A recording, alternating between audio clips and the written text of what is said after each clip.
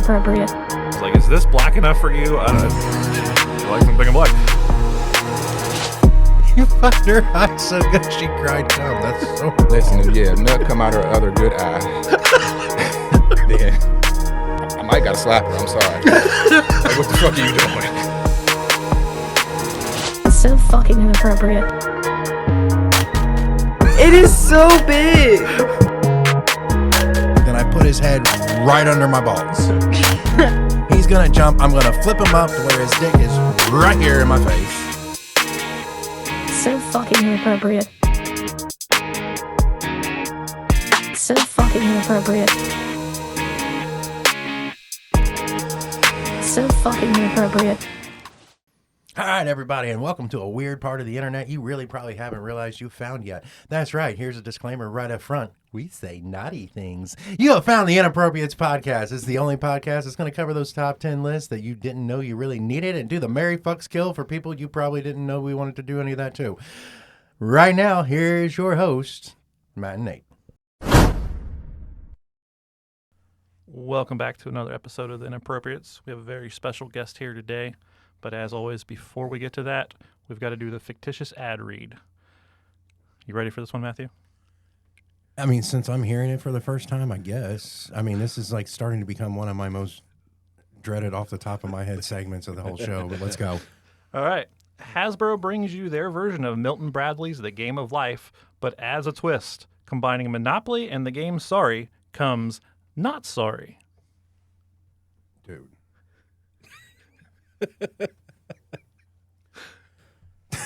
Coming this summer from Hasbro and Milton Bradley. Have you ever wondered what it would be like to retrofit some games together and see what happens? Well, we've mixed Monopoly with Sorry, and we've come up with the brand new board game, Not Sorry. That's right, Not Sorry, with all new chance and community chest cards that you probably wish you didn't draw. That's right, unexpected teen pregnancy? Not sorry. That's right, you got put in jail because you got caught drunk driving one night coming home from the club with no money and two strippers in the back of your seat? That's right, not sorry. That's right, folks. This is not a game about life that you can win. It's just a game about bad decisions that you should make on the board that you shouldn't make in real life. Coming this summer, Not Sorry. I hate you. You come up with some topics I can't even really off the top of my head think about, and I'm going to have a better one for this like 8 hours after I go home because it's going to stick in my nugget for like that long. Personally, I think the off the top of the dome is better, but... All right. Well, brought to you by Not Sorry, today's episode. All right. Now, next, before we introduce you, as I told you before we started, we are going to play the Inappropriates Tone Setter game. You have the 4 index cards in front of you. Yep. Many numbers have previously been scribbled out. Just write on each card 1, 2, 3, and 4 randomly. And he's going to do the same with his beautiful pictures over there. I'm not sure I would classify these as beautiful, but they are pictures. Beauty is in the eye of the beholder, isn't that what they say? That's what they say. I think. Well, that is a nice picture of the Golden Gate Bridge. I will. It is nice. I've been there. Yeah. It is nice. That's one I haven't been to yet. I've not been to California. So. All right. You've got the numbers written. Have you gotten yours written already? Yes. Okay. Look at you go. All right. So we do have the Eiffel Tower. The Glory Hole,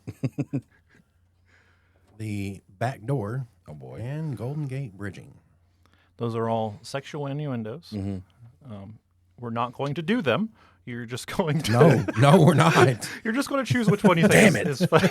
This is supposed to be hypothetically possible. What was that envelope for earlier?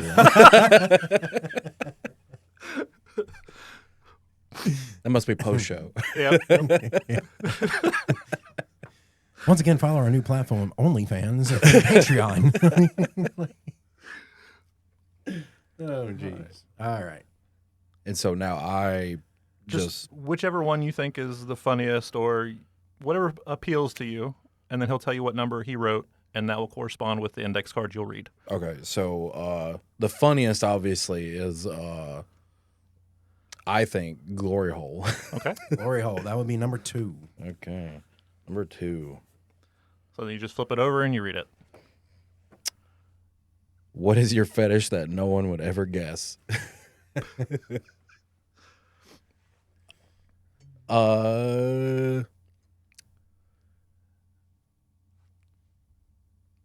I would probably say I don't even know if this is like if it's a fetish or a kink, but I get it's called like a praise kink. Okay. Compliments, like words of affirmation, that type of thing. Like Well- you're getting gassed up, like you Okay. know, like Like during the act? or like leading up to it. Okay. Or okay. whatever. I don't know. Maybe that might be from my years of playing sports. Might be because of that or something like that. And wrestling, you know, I don't know. It could be a mixture of things, or that could have always been in my head until I finally became an adult and figured it out what it was. This is like a hype man for sex. Yeah, that's what I was You're thinking. get in there and hit that shit. I'm telling you. Yeah. Kinda. Hey, you know what? It's basically what it is.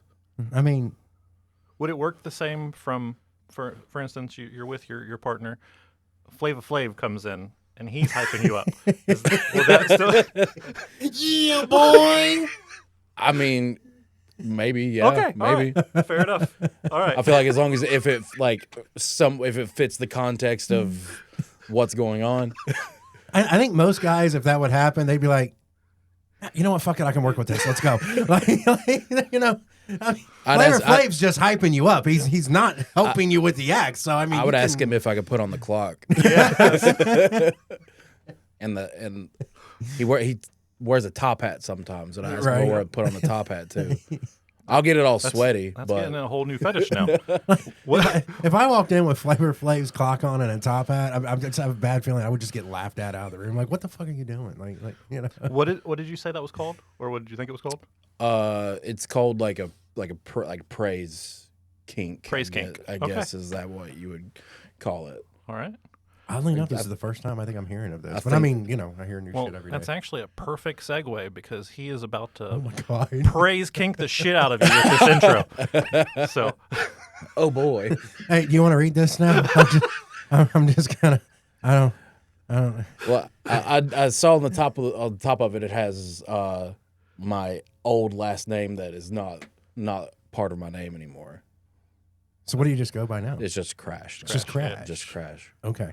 Well, then we need to update some websites then, apparently. I still call Crash Jackson. Is that what he's? Is that what we're talking Yeah. about? Yeah, that's I what still I refer to you as that, even though I know that Crash is all you go by now. So, Yeah, it's because people can't spell it correctly. oh, On like is that really why you changed it? that was a big reason. Or dropped like, it? Like on match graphics and like lower thirds for like whenever they're like Really? doing the like post show editing or whatever, or even if it's live edited for like a live stream or something, it would be spelled wrong Oh, Lord. all the time. Okay. Well, it makes sense to drop it then. Yeah. Well, thankfully, we're not going to spell it. 'Cause I'm probably going to have it wrong anyway. Let the praise kink begin. Oh boy. Jesus. Hold on, let me get my hands ready. Does this make me a fluffer technically at this point in the game? Like, Oh yeah. I think this was on my top 10 jobs I wouldn't want to have, and now I bet it pays well. I bet it pays well though. I mean, I bet it does. I'm pretty sure a jizz mopper at a fucking porn theater probably pays pretty good too. But you know, I mean, at least you get a mop. You don't have to do that by hand. yeah, right. You know, I don't know. Might leave streaks. You may have to get in there with some Windex and just kind of get that. I don't know. So, all right. So our guest, and I got all of this from online. So if it's wrong, then we're going to blame the internet. So We can always blame the internet. 'Cause all right, cool. There's a good chance probably some of it is wrong. And it says our guest hails from Salversville, Kentucky. He trained at, is it OI or OL? OI. OI 4K Academy under Dave Christ. And if that name sounds familiar, it's because Jake Christ was on the show a while back. And Sammy Callahan. He has had appearances in Impact Wrestling in 2019, AEW in 2023, IWA, XWA, and PWR, to only name a slight few. His career total of 250 matches and counting. He is a 3-time Rockstar Pro Tag Team Champion, IWA East Coast Tag Team Champion, RWA Heavyweight Champion, and I believe the current WAR or War Champion. proving that Crash definitely is war. One of my personal favorite guys in the squared circle today is Crash. Thanks for having me. Thank you for being here. Not mentioned on there, newly formed, one of my favorite indie promotion factions. The algorithm. That turn was The algorithm, yeah. that. Yeah, I did not expect Brent, and then you came out, and I was like, oh, because I expected you earlier in the show to turn. He unfortunately wasn't there, so he has no idea what I'm talking about, but I do. Yeah, I love this whole algorithm thing, so I hope this goes somewhere for you. So Me too. yeah, I'm definitely planning on making the April show, without a doubt. Also, on that introduction, the match count is way too low.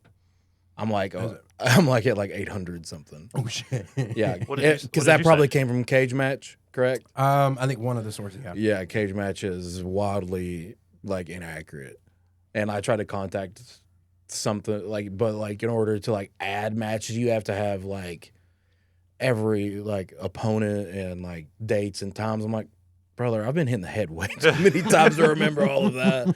Like I have like the first like couple years, I have a rough estimation of like how many matches I worked. So it could be give or take a few here or there, but like it's like well over like 800 matches now because I've been doing this for 13 years. and what did Cage side say, or what It was? said 250. Good Lord, that is what. Yeah, okay.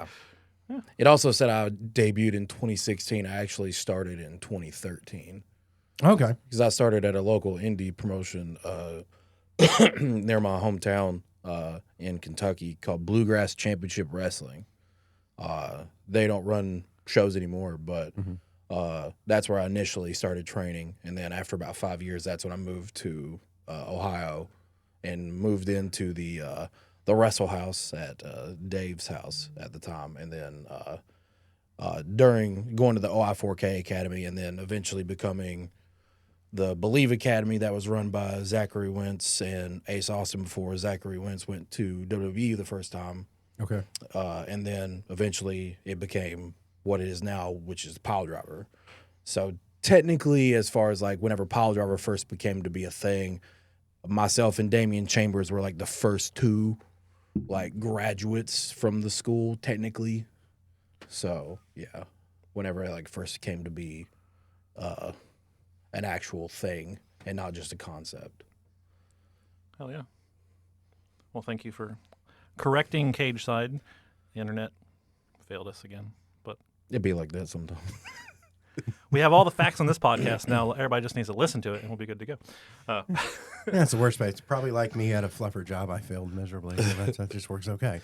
Because he finished them. Instead of keeping them up, he accidentally went too far.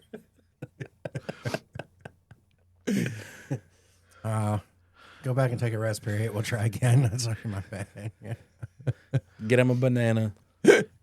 Wow. Well, as I said, this is not a wrestling podcast, but we will periodically have some wrestling stuff to talk about. Or if you think of something, for instance, like Jake, he would just tell stories like throughout.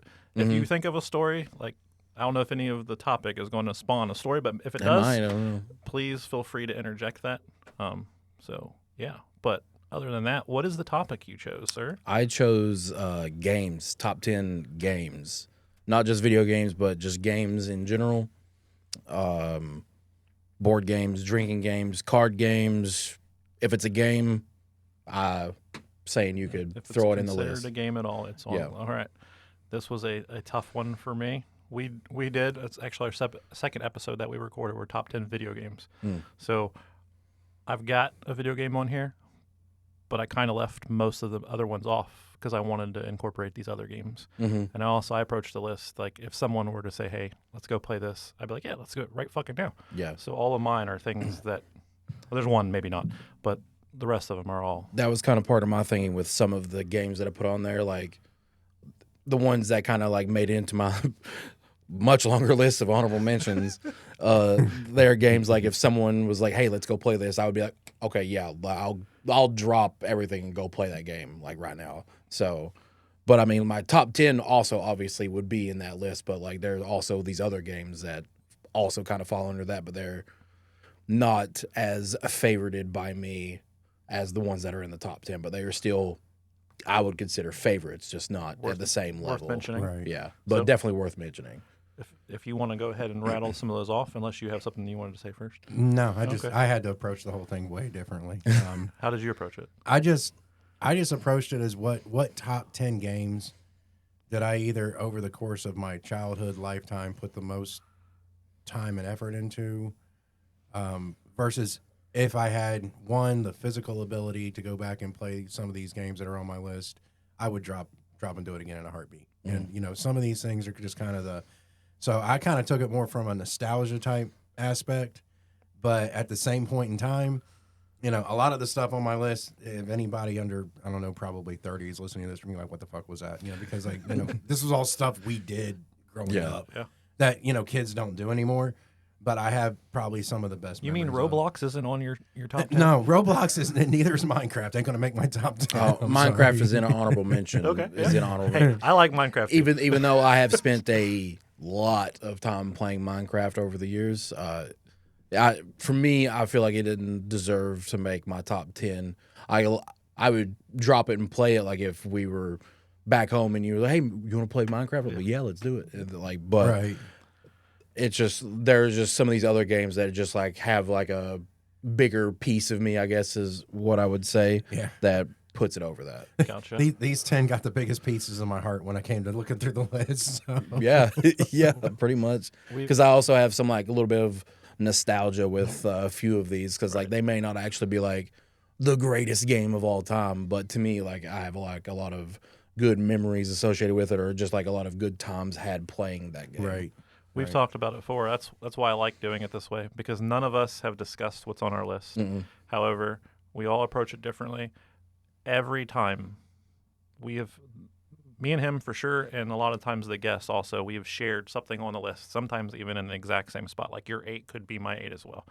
And it's just kind of cool to see that happen. So, like I said, if you want to go ahead and mention some of your honorable mentions besides Minecraft. One would be GoldenEye on the Nintendo 64. Super Smash Brothers is another one of Nintendo 64. This one's a new game that I'm recently have played. It's a card game called Skyjo. I just had like a really great time playing it, and I would love to play more of it. But it definitely, I had such a good time playing it that it made it into my honorable mentions. A classic one would be, did you guys ever play the Def Jam games? The fighting one? Yeah. Yeah. Where it was like Method Man and Yep, yeah. Fight for New York. And, Yeah. yeah. because I can't remember what it was called though, but yeah. was Def Jam. There was Def Def Jam Jam, Vendetta and Vendetta. Def Jam Fight for New York. Yeah. I just put Def Jam because I thought both games were great, and I spent a lot of time playing both of them. I played the shit out of Vendetta. I don't think I ever played the other one, but Yeah, they're really good. Another classic one. This one's a board game, Risk. okay. Oh, yeah. I've never finished a game of Risk because I have most of the times whenever I've played Risk, it was with my childhood friends, and they are just dumbasses. So after like 2 or 3 hours, one of them would just start. He would just start like quote unquote like eating the game pieces. He's like Godzilla, and just like face like sideways on the table, and just like Godzilla, and just like bite one of the game pieces. I'm like, Oh, God. I'm like, dude, what the fuck are you doing? It's like, and then everyone would start laughing, and then the game would never ever get finished. Like I've played probably 10 plus games of Risk, and none of them have ever gotten finished. I have played more games of Risk than I have finished. How about that? Yeah, Like absolutely. I think that's one of those where you have to have a hardcore group of people sitting there that want to finish a Risk game, because those games can go on forever. Yeah, those can go on like 10 plus hours, or if not longer. more. If Yeah. not more. Like I said, we played like 3 or 4 hours, and then granted, you have like a room full of like 15, 16, 17-year-old boys. Eventually, someone's going to get bored and then do something stupid to get everyone laughing. Am I the only one that has modified the rules while playing this game?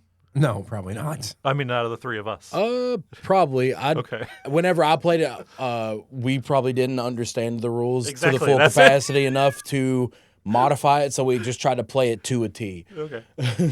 Because like we didn't want to come up with situations like if something happened and it's like, oh, what's the ruling on that? Oh, we changed that rule. We don't know. So, See, that's when I would change the rule. So, well, we never got deep enough into the game to incorporate. You can't it. attack me. That's in NATO. Fair What the fuck are enough. you talking about? all right. Beer pong. Beer pong is a good one. I've had some good times with that while in college and a little bit in my adult years. Not so much, but like a few years ago, I had a Halloween party at my house, and there was just like a bunch of us. So a lot of us like local wrestlers were there, and me and Zachary Wentz ran the table and beat everybody's ass, like whipped everyone. We didn't lose a single game that night, and it was awesome. It was a good time. Another one is Call of Duty Modern Warfare 2. Me and my buddies from high school, we played a lot of that game. I don't really play shooters like too much anymore, just because I played so much of it as I got younger, and I don't want to say I don't have the time, but I don't have I don't know, the ambition to sit there and play those games as much to get good at them to where I can have fun playing them. If that makes any sense, because like if I'm not good at a game, I'm not going to play it. Yeah. So Well, and a lot of those when you drop into, you're dropping into people who played it for 10 hours a day like it's their damn job, and then you're just Yeah. going to be like, And find out they're all 9-year-olds. pretty much, and then you just find out you're not going to compete. yeah, Like, I mean you know. that's what we were doing whenever we were playing it. Whenever I was in high school, like we were playing like multiple hours a day, Right. or whatever. Like, especially like on the weekends, like whenever we didn't if we didn't have any like games, like sports games or anything, because we all played sports, whether it be football or basketball or something like that. So like our weekends were spent, if we weren't going to a game of some sort, if we all were at home, if we weren't staying at each other's houses playing those games. Right. Also, we were playing online, playing those games with each other. So like there was a lot of time spent playing that. And I just Specifically Modern Warfare 2. yeah. Okay. And then another one is Yu-Gi-Oh, the card game. Oh shit. Yeah. I don't play it anymore because it's got way too complicated. But like the OG iteration, Yeah. like, I played the hell out of that. That's like funny. I would take my cards to school, and like we would play like at like recess or whatever. And more people are learning how much of a nerd that I am. But that's funny you say that, because I had some original Yu-Gi-Oh cards from way back in the day. My youngest daughter found them because she had watched the show, and she just sits there and flips through them and stuff. She loves Nice. that shit. I'm like, yeah, it's kind of cool, you know. Hell yeah. And now they've actually released a deck of cards, because now you're just going to see how much of a nerd I am. That is actually true to the show, so the cards look just like they I've did seen from the those. show, and I've seen everything those. else. And I'm like, that's Like the art and like the way like it looks different. Like it doesn't have like the monster description or whatever. Right. Like how the normal card game does. Yeah, I mean, it looks very true to the show that was on TV, and I'm like, man, I'm sitting there like, I want to buy that, but I probably should. Yeah, I watched like a 2-hour long video on YouTube of this guy talking about how many times like the players like cheated or broke the rules in comparison to the actual card game, and it's crazy. But also, like anime plot armor, Yugi's gonna pull something out of his ass to with the power of friendship, I draw this perfect card that I needed for this exact moment that's never been in his deck ever before until this moment in time. Every episode. I had to believe in the heart of the cards. It was waiting for that moment. Yeah. You know? Yeah. That is all your department. I don't. I know. Never- I'm an anime nerd, and I'm a whole thing. He doesn't. I'm a nerd in my own right, but when it comes to that kind of stuff, Different kind of nerd. It's a Yeah, different different kind of language. nerd. to There's me. levels of nerdism. Yeah. Another one would be let's go with another drinking game. Captain Dickhead. I don't know if you guys have ever heard of that. That Have I'm not. not familiar with. So like this game has like multiple different names for it. So like you draw a card, each card has like a specific like rule or something that everyone at the table does.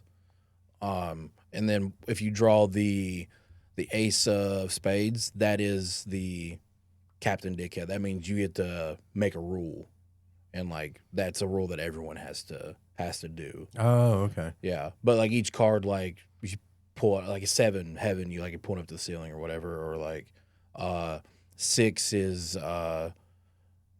dicks. So like all the guys that are at the table, they all have to take a drink or whatever. Different things like that. I think there's I think kings is like another name for it, but like where I'm back home, that's what we call it, Captain Dickhead. And then like whenever you pull a card, you'd have like a beer in the middle, and you'd slide the card under the tap, and then whoever slides the one that ends up causing it to pop, they have to pop it and chug it. No, never heard of it. You'll get fucked up real quick. It sounds like it. Yeah. It's a fun game Sounds like it. because every card ends up causing you to have to take a drink. Right. So the point is to get fucked up Yeah. whenever you're playing the game. And if you can get through all 52 cards, you might have a drinking problem. I'm just saying. Yeah, a little bit. You might be a great sponsor for AA. I'm just saying. No, that was a fun game to play, especially if you did get to be the Captain Dickhead and make a rule. My favorite one was you have to remove the little green man off of your drink before you take a drink. So like there'd be like an imaginary little green man. You'd have to sit off your drink before you take a drink. You'd have to put it back. Oh, And so geez. people would forget, yeah. and then people would have to take more drinks. That's And then awesome. whenever people would daisy chain, like if you pull 8, that is date. So like every time, like if I pulled an 8, I would make you my date, and then every time I drink, you would have to drink. So, but like next time, if you drew another 8 and you made him your date, then that could like daisy chain. Like Oh, if God. I drank, so if then you would drank, he had to drink, then I had to drink. yeah, it can daisy chain Wow. like that, which is That's, very interesting. Makes sense. It definitely makes it interesting. Yeah. It's a fun game, and people forget rules and stuff. And then Yeah. whenever you forget rules, You have to take another you drink. have to take another drink. And then if you're daisy chained in dates like that, then everyone else is also drinking How more. do you win? Just, You're still standing when it's Just, over. There is no actual winning. Like I said, it's a game to just get fucked up. obliterated. Gotcha. Yeah. Okay. All right. You win when everybody decides they're Captain done drinking. Dickhead. Is that what? Just Captain Dickhead? Captain Dickhead. That's what you called it? Yeah. Okay. I mean, if you're all drunk, isn't everybody a winner in this game? Like, I'm just gonna Technically, just gonna yeah. say, like, you know, But you can lose if you are the one that pops the top of the beer or the drink in the middle. Then you are the loser. So everyone else wins technically because you didn't have to. Unless you're at a Diddy party. you're still a loser. I'm just gonna. Yeah, if There's you're- We're no- talking about winning. There's no winning at a There's Diddy no party. winning there. All right. Definitely not. There's no winning at a Diddy party. Another one is the college football, NCAA football video game series. Okay. I specifically bought a PS5 last year so I could play college football 25. And that's that will have college football 26, but those are like the only games that I have bought for my PS5. Because I waited 11 years, 12 years since the last one, NCAA 14. Yeah. Because, Yeah, the because they whole did thing. away with it for the longest time. Because players wanted to be compensated, Mhm. which fair, and then that's how NIL became a thing with current college sports. So I'm all for the athletes like getting paid because the schools in NCAA are making millions, and the NCAA is definitely making billions, probably, if not billions, probably hundreds of millions of dollars off of the players' bodies and their likeness and everything like that. So Oh, yeah. the players should at least get a little bit of the piece of the Yeah, pie. You know what I'm Absolutely. saying? But I feel like they do need to make some changes to how some of the things are done with it. But that's a whole other type of podcast for another day. You know, I mean, at least it's a step in the right direction that these guys can make something Absolutely. while they're there, because they're not all guaranteed to get drafted to Yeah. the NFL, and Yeah. they are putting their bodies on the line pretty much as much as an NFL player. In some cases, more, because they're trying to get Yeah. looked at for that draft. Mhm. And I've always said, look, if you're on a college football team, bare minimum you should have free tuition at that point if you've made the team. Yeah. But on the flip side of that, they should be getting compensated for what they do out there. I'm not sure, what the grand consequences of handing a 19-year-old millions of dollars every year to play on the football team is, but well, I mean, it's probably not too much different than giving someone that's 23 or 24 that, because honestly, right. I mean, when I was 19 compared to me being 24, there wasn't a whole lot of difference. Yeah, you just kind of got to hope that they're Probably had more bills when you were 24. Yeah, you're right. That was it. You just got to hope that they're smart and responsible enough to do something with the money. I learned more about life and I hated it more when I was 24. It's like it makes that whole controversy a few years before they actually enacted that, where those kids were getting in trouble for giving autographs out for tattoos or anything else. Yeah, and then they got like kicked out of school for. I'm like, come on, guys, really? Like they made them like forfeit wins and championships, and then like Reggie Bush did dirty. Yeah, and then it was the whole Heisman thing. Literally, he finally got it back. Yeah. 4 years later, they're like, all right, well, fuck it, we'll just pay him. Like, dude, you just publicly, nationally screwed these kids over and then just went, all right, screw it, we'll just do it anyway. Like, wow. Being a former college athlete, I wish I would have been around whenever I was playing. But the only thing I'll say about it, and then we can move on, is I'm all for the NIL, them getting paid for their likeliness and all that shit, but they need to do away with the transfer portal. I'm okay with the transfer portal. They need to change the dates of the transfer portal. The transfer portal needs to be able to come in like after like the season's over. You shouldn't be able to leave. Definitely, that should definitely happen. You shouldn't be able to like leave mid-season. Like if something happens and you like have to leave the school for like mid-season or whatever, but like before bowl games and playoff games and stuff like that, unless if your team isn't playing in one, then I feel like there should be like a kind of a grace period. Like if you're not playing in a postseason game, then you get like a jump to go to your new school if you've already committed to going somewhere.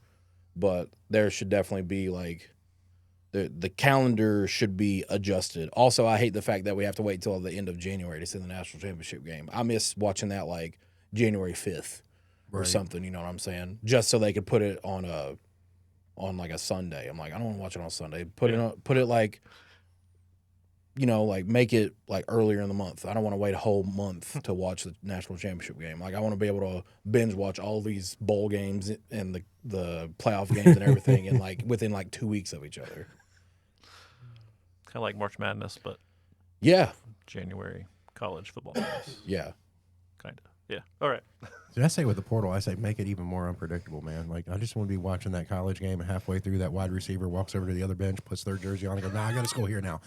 That's shit. That's crazy.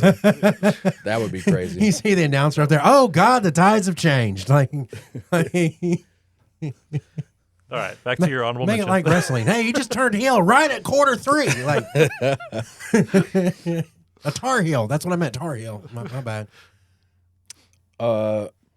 Madden also kind of falls under. You're a big football guy. Yeah. I mean, I played football for 12 years of my life, and I coached also for like 3 years. Mm-hmm. So, yeah, it's a huge part of my life, and I'm still like very, I don't want to say like involved, but like I watch a lot of football. Okay. So, yeah. Uno, the card game. I love me some Uno. I hate Uno. So much. Is it because you say one at the end of the game every time instead of Uno? It causes so many fights. Yes. That's how you test your friendships and your relationships with the people closest to you is playing Uno. That and sorry, I've lost so many friends over. So. Also, I forgot. I didn't think about it. I didn't think about it. I just thought of it now. But Yahtzee is also an honorable mention for me. I've played one game of Yahtzee. I won somehow, and I've never played it again. I don't blame you. I wouldn't either. And I was playing with a buddy of mine, and I was staying over at his house. So it was like me, him, and like his family. So like we were all playing. His dad was so pissed that I won because I didn't know what the fuck I was doing, and I just so happened to win. And he was like. Just the look of disgust on his face, like I could draw you a picture of it.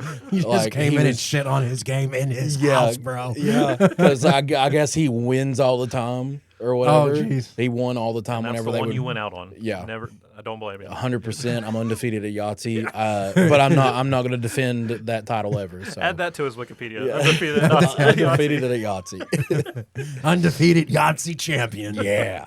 With a record of 1-0. 1-0.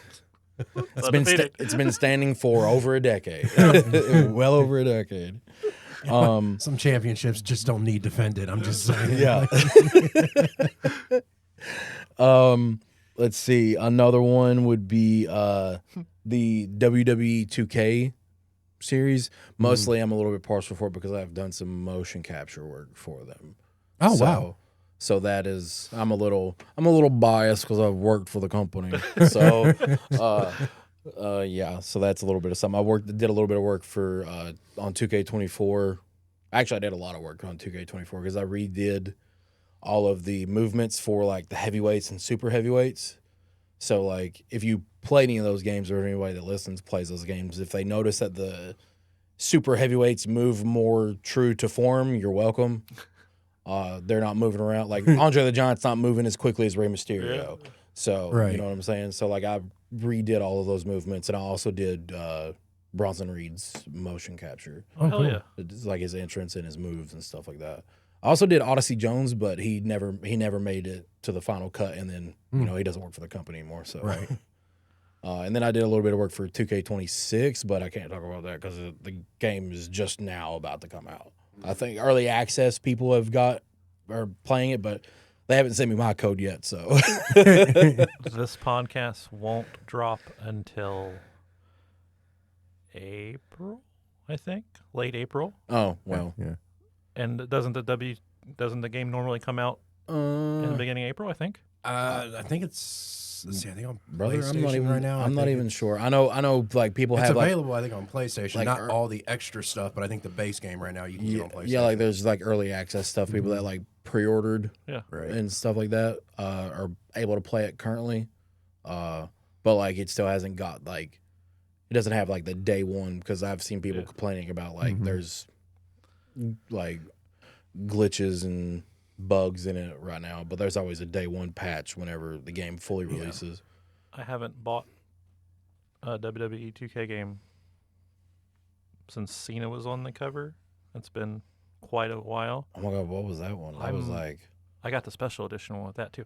But now knowing that you did the motion capture for this one, or some of the motion capture, I might buy it just because of that. So well, I haven't bought it either, but that was because I've gotten codes for 2 of them, and then I also have friends that work pretty closely with 2K that they also hook me up with codes. hell yeah, all right, So hell yeah. But see, I'm shout not out buying to that. shout out to my boy BDE. I mean kayfabe, but you know he's got me a code before, and then Aaron Matthews, he's also like 2K like content creator. He's hooked me up with a code before. Hell yeah. Oh, that's nice. So yeah. See, that's the crazy part. Like when I was playing a lot of wrestling games, it was SmackDown versus Raw. It wasn't. Oh, even that's in the 2K era. that was on my list, but then I was like, I'll just like kind of also like mention that too because I spent a lot of time playing the SmackDown versus Raw games too. Oh, I put hours on those yeah. versions, man. When I one month when I was in high school, there was like an ice storm that came through, and so like I didn't have school for like the entire month of like March or something in my hometown, and then like eventually like it was only like a week of that, but then there was like 3 weeks where nothing because in the hollers there was still like ice on the roads and buses couldn't get there, so they couldn't open school still. Right. So like me and my buddies were still just like playing a lot of Call of Duty and playing. If they weren't on playing that, I was probably playing SmackDown versus Raw, Yeah. making created superstars. That's the best part of the game. Yeah, because then you could I could put my own custom music onto the console and use that in game. Mm-hmm. They need to make that a thing. Yes. At least like let me do it locally. Like okay, I understand like not being able to do it to like upload it to community creations, but like locally on my own system, I should be able to do that. Yeah.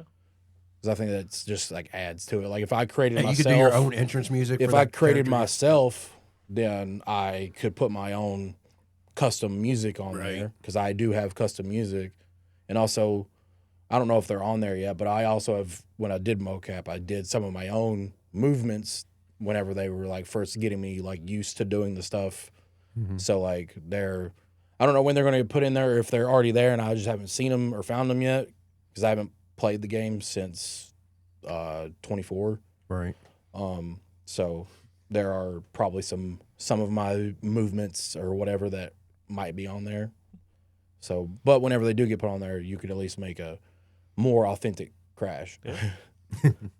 I also complained that they don't have in-game audio of the announcer saying Crash because they had a Crash Holly. Yeah. You know? Like, Right. I'm not the only Crash to ever exist in wrestling. Right. And I'm like, come on, like, you could at least, That's an like, easy fix. Is yeah. Crash Holly still making him do the games anymore?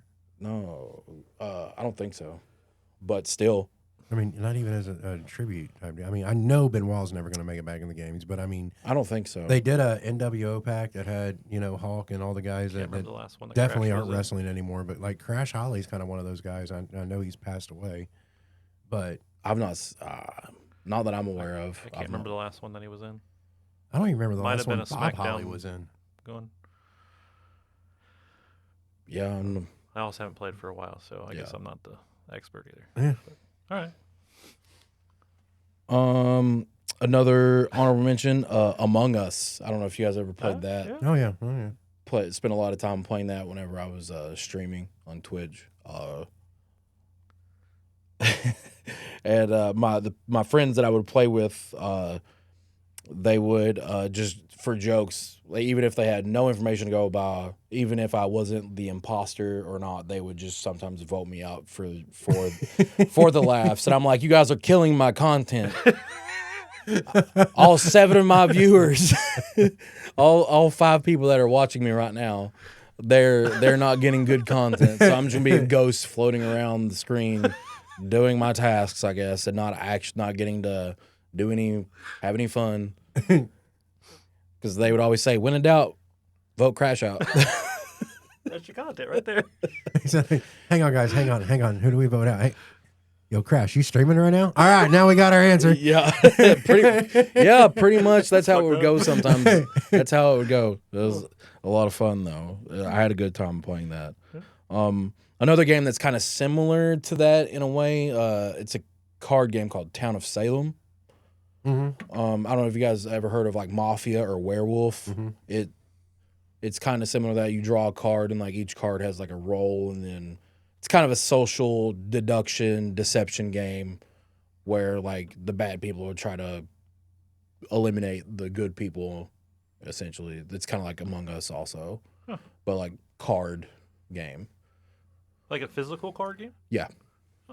See, we used to play a version of that, except everybody would just sit in a circle, and you would have a narrator that would like kind of tell a story, but there would be like a sheriff and nurse, and then you would have commoners, and then you would have the either werewolf or vampire that could kill. Well, that's And, Town of Salem. Like one person would be like the moderator, or as we would like to joke, God.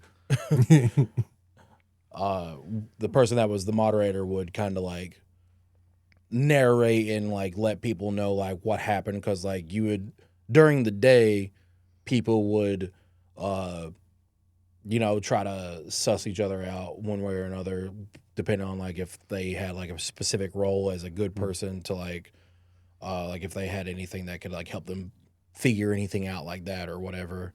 Because like during the night, the moderator would do things in a specific order for the people that had roles, like the werewolf or like a sheriff or the veteran or anything like that, because they all have like specific roles that they can only do at certain times. Mm-hmm. So yeah, the moderator would do that. I'm gonna look into that. I've played the game a lot, and honestly, for me, being the moderator is the most fun.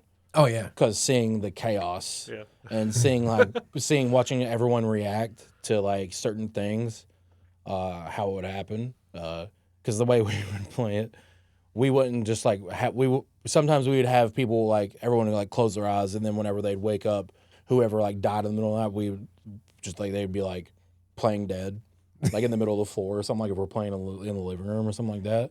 It'd be, and then just everyone would get full into it, like role playing. Oh my God, Scotty died. Who did it? Blah, blah, blah, whatever. And it was you bastards. it was a good time. It's kind of by the end of the game, 4 people are just hunched over in the floor. Sometimes people would, sometimes depending on who it was, they would fully commit and just stay there the entire time. And other people would just get up and go to the kitchen That's and go get snacks. That's, But what is it called again? Town of Salem. Town of Salem. Yeah. That sounds like something right up my alley. So. There's also like a video game version of it. I haven't played that, but I've only played the card game. But also, it's kind of akin to, I don't know if you've seen the show Traders. Mm-hmm. My current obsession. I love that show. Also, I'm applying to do it because the next season they're filming for the U.S. one is like civilians. So let's fingers crossed. Let's hope I can get on that because that'd be awesome. Because even if I get on it, even if I don't win, I get to go to Scotland for like a couple weeks. Yeah, right. I'm gonna have to do that. Yeah, me and the girls love to watch that show, man. That's a lot It's of so fun. good. It's so good. Never seen it either. It's It's actually on- pretty good. It's on Peacock. Okay. I don't watch much TV. Do you know who Alan Cumming is? Played Nightcrawler in the old Oh, X-Men movies. yeah. He's the host of the U.S. one. Okay. Yeah. But that one hasn't, because you applied to it, so it hasn't started. Or, The civilian one, no. The most recent season just ended. and that's not in America. Well, no, I it's mean, filmed in Scotland. it's but filmed in Scotland. Americans. It's that are in it. Americans. Oh. Because like they have like a UK one, and then Yeah. there's like several different variations of it, and they all go to the same castle. Okay. So like all their filming is like staggered. Because like I've seen some like I want to watch the Canadian one because I've seen some familiar faces on that one that I would like to watch. I don't know, but it's not on Peacock. It's on like a different Canadian streaming service or something like that. So I got to figure out how to try to watch that one. All right. You're telling me a lot of stuff I need to check into. I believe that kind of does it for the honorable mention. Okay. Finally. Do you have any? No, I didn't do an honorable mention list because if I did, I'm not 100% sure there's enough blank space in this notebook to fill that out. So I did try to just narrow it down to the top 10, and leave that list alone. Okay. So I have 4, 5. So I'll quickly rattle those ones off. So you reminded me of it when you were talking about the 2K games. SmackDown, it was either Just Bring It or Here Comes the Pain. Hell yeah. Whichever one was out during WrestleMania 18, Rock versus Hogan. And this one is on here specifically because I played the hell out of it. Again, I don't know which one it is. It's one of the two. I think it's Just Bring It, but it might be Here Comes the Pain. Whatever one was the popular one at the WrestleMania 18 time. I think that one might have been Just Bring It because I think Here Comes the Pain was the first one because that one was like I think that one had Brock on the cover. So that one wasn't long after he like showed up on the main roster. Yeah. Okay. After graduating from OVW. I was thinking it was Just Bring It, but I played the hell out of both of them. But this one specifically I would mention as honorable mention because I went to WrestleMania 18. I went to Fan Access. At the time, Fan Access was cool as shit. I don't know what it's like anymore. But they had a big trailer that on the outside had several systems hooked up, and you would play against fans, and some even wrestlers Edge came over and played. And the more you won, you would get closer to the inside the trailer, where then you would go in, and there was a nice big luxurious seat, a big humongous screen to play the game on, and then another seat that people would come in. I played that literally all day long because no one could beat me. I was in the seat sitting there. I had to just put the controller down so that I can go enjoy the rest of Fan Access because I wasn't getting beat. So that's why it would be an honorable mention for me. That's all. That's pretty sweet though. Yeah. That's awesome. The name game. I don't know if you guys are familiar with the name game, but it's something that we do when we travel long distances, me and my family. But I also did it when I was in the military because I was a truck driver. So we would be driving a lot. And basically the name game is you state someone's name, normally a famous person, like Angelina Jolie. The next person would then have to say another person's name that starts with the last letter of the last person you said. So if I said Angelina Jolie, someone would say Janet Jackson. And it would continue like that. And there's different rules for it or whatever, but it passes time when you're driving long distances. A lot of wrestlers will play that game. Okay. But it's specifically just they'll be like wrestlers. Yeah. Okay. Another game that I left off the list because there's not really any nostalgia to it. It's just something I'm really into right now. When I have free time, it's Hunter Call of the Wild. I think it came out in like 2017. It's a hunting game. And it's basically open world because you can play with multiple multiplayer or whatever and they can come on. But I don't do that. I just go and do all the different missions. And it's endless. Like the game came out in 2017, but they're still adding stuff to it. Like they just recently added a gun pack or something. They're adding new maps all the time. So it's like just instead of having a new game that you have to purchase, they keep adding on to it. And I love that kind of thing. That's awesome. So it's what I'm into right now. One of my games in my top 10 has something like that. Okay. Yeah. Then Call of Duty. So like you, I've spent many, many hours playing Call of Duty. Again, when I was in the military, we'd be out playing Real Soldier. And then when we'd come back to our tent, we would be playing on our laptops against each other in the tent. I don't remember which one specifically. That's why I asked if you said Modern Warfare 2. Do you know what year that was? That was like anywhere between like 2007 to 2011 was like those years that I was playing the game a lot. So that's when I was in the military. So it was like Modern Warfare 2 and also in that time frame I think Black Ops. Okay. It was 2009, Modern Warfare 2. There you go. So So the one that I would have been playing would have been Modern Warfare 1 because we were deployed 2007 to 2009. So mine would be Modern Warfare 1. And then lastly, you remember Pog? How old are you? 33. Okay. Do you remember Pogs? Pogs? Yes. Yes. Okay. So that's an honorable mention for me. I've never played them, but like I know what they are. Little cardboard discs that had different pictures on them and stuff. You know where Foy's is? Have you ever heard of Foy's? Okay. I love Foy's. So Foy's is awesome. I haven't been there in a while, but so I grew up in Fairborn until 5th grade, and then my mom moved me. But I used to go to Foy's every day, and they had a big container of Pogs, and I would just get Pogs from there every day. So Pogs holds a special place in my heart. Awesome. I don't really know how to properly play the game. Like I know you stack them, and then you use the slammer to flip them. That's all I remember. But yeah, so I couldn't leave Pogs off of this list, but it's just an honorable mention. So, and that's all I got for honorable mentions. Cool. Hell yeah. I haven't heard someone mention Pogs in a long time. That's been a minute, man. That was one of those things that was collectible beyond collectible, and then it just faded out really fast. I had so many of them, too. Kind of like Micro Machines and Mighty Beans, if anybody remembers either one of those damn things. I remember Micro Machines. And the Micro Machines, and I remember like the little semi, you could put like 50 of them little things. And then they kind of quit making them because too many babies, I guess, were choking on them or something. I'm not sure what it was, but those things were tiny as all hell, man. Yeah. You had they were sweet, though. Oh, they were. They were super awesome. sweet. And then they actually came out with the military line. They had like the little jet fighter plane in it and everything else. It was, yeah, I remember those. All right. Well, then that brings us to our actual list. So we will start with your number 10, and then we'll go around, and then... Now we're getting to the games that matter, people. My number 10 is Monopoly. Okay. I love me some Monopoly. It's also one that will test your friendships. Yes. And test your family if you're playing with your family. That will end friendships and actually cause divorces, I think. That game is... Because I remember recently my brothers were sitting down and they were like, hey, let's play Monopoly. And I'm like, I don't think that's a good idea. And so we start playing this game of Monopoly and literally my one brother had so much property on the board and he was just dying for the one piece of property that I had that was going to complete that set for him.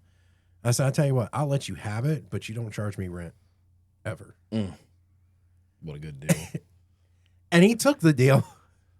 And like 30 minutes later, he's racking up so much money that I owe him that I'm getting for free around it. And I ended up winning the game. Oh. Because it got to a point that it was just me and him, and he could not collect a single dollar off of me. Damn. So I literally bled him off the table. That's funny. And that's so funny. It's one of those things, man. Yeah, Monopoly can cause some rifts. It's a lot of fun. But it could Long game, definitely too. call. Yeah, long game. Mm-hmm. I Long just game. just recently started playing with my kids. I have 13-year-old twin boys, and the one has beaten me two or three times in a row now. Never played in his life. First time playing, beats me. Second time playing, beats me. I'm not playing this fucking game with you anymore. God, man, that's almost like Crash playing Yahtzee, man. Exactly. You should have just quit while you were ahead. Yeah, I'm should have.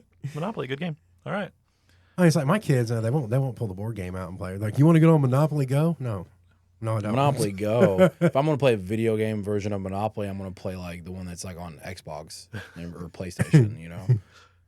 Like, I'll play Pokemon Go just because they need me to drive them around to different places and like gyms and Pokestops, and I'm not going to just sit in the car and do nothing. So I'll play along with them, but I'm not doing a Monopoly Go version of this. Have you seen the expansion packs that you can buy for the Monopoly board, the physical board game? They sell them at Walmart, Target. There's 3 different ones that I purchased them. I haven't used them yet, but I purchased them. I don't remember what they do.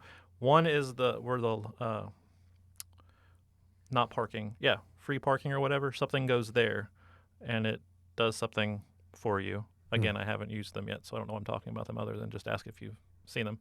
There's another one that goes on the Go thing. It does something special to add to the game.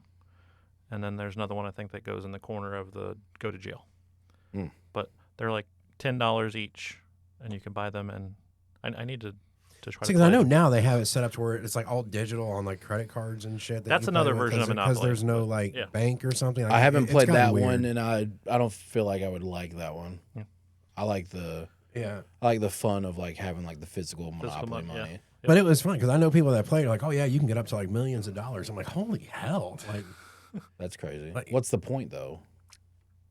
I don't know. I guess you can build skyscrapers in that one or something. Like Oh. it kind of like takes it to a whole weird level or something. Like you can't just go to hotels. You can now go to like bigger and bigger industrial type Capitalism. That's all that is. It's more capitalism. I mean, Monopoly is, but also, things. I mean, isn't that kind of the game of capitalism? Like at its core. yeah, it is. It is. But at least that the one that has like the cash, like the physical money. There's a limit to how much money you can make Right. or lose. Number 10 for you, man. All right, so number 10 for me is actually the old school just Dungeons and Dragons where you got 5 of your friends together and the one that hated everyone the most was the dungeon master and you embarked on a whole journey that they were bound to kill you at some point. Hell yeah.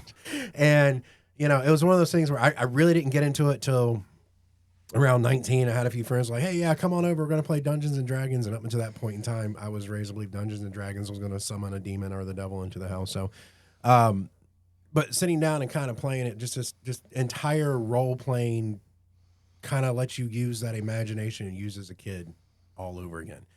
And these campaigns, like, holy shit, the longest campaign I played went a little over a year. And it was just an excuse to get together with people once a week and sit for 4 or 5 hours and just, I mean, The current one I'm playing, we've been playing for like 3. holy crap. Okay. Yeah. So, and it's just, you just set this. I've never played this game, so It's I'm not so familiar. fun. But you just like set the game up or whatever, and then when you're done playing, you take it down, and then when you go to play it again, you set it up the exact same way. most people just leave it where it's at and they have a designated for 3 space. fucking years. They have a designated space to sit and Well, play this game. not everyone always has like these big elaborate like map setups. A lot of Right. a lot of the time, most people have like kind of do like the theater of the mind. So like Right. the most you might have is like your minis for whenever you're doing combat.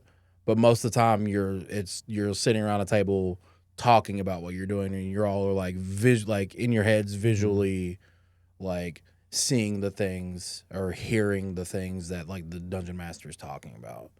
I also have Dungeons and Dragons on my list, but it's much higher on my list. But I mean, it's one of those things where, in my experience, it's very, very easy to make fun of people that play until you actually sit down and play it, and you're like, oh, this is actually kind of cool. I honestly wish I would have got into it And- way sooner.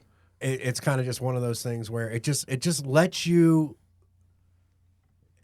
It lets you escape, unlike any other game, and just sink into a whole world where you become essentially whatever you want to become. Yeah. There's so many different character roles you can play and you can become and you can be. You would probably definitely be a rogue. I'm not even gonna not.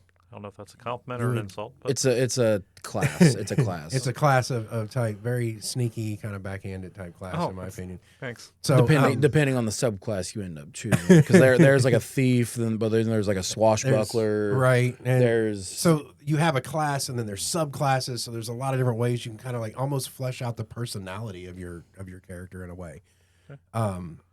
like you can make your character like be whoever, give them whatever backstory you want.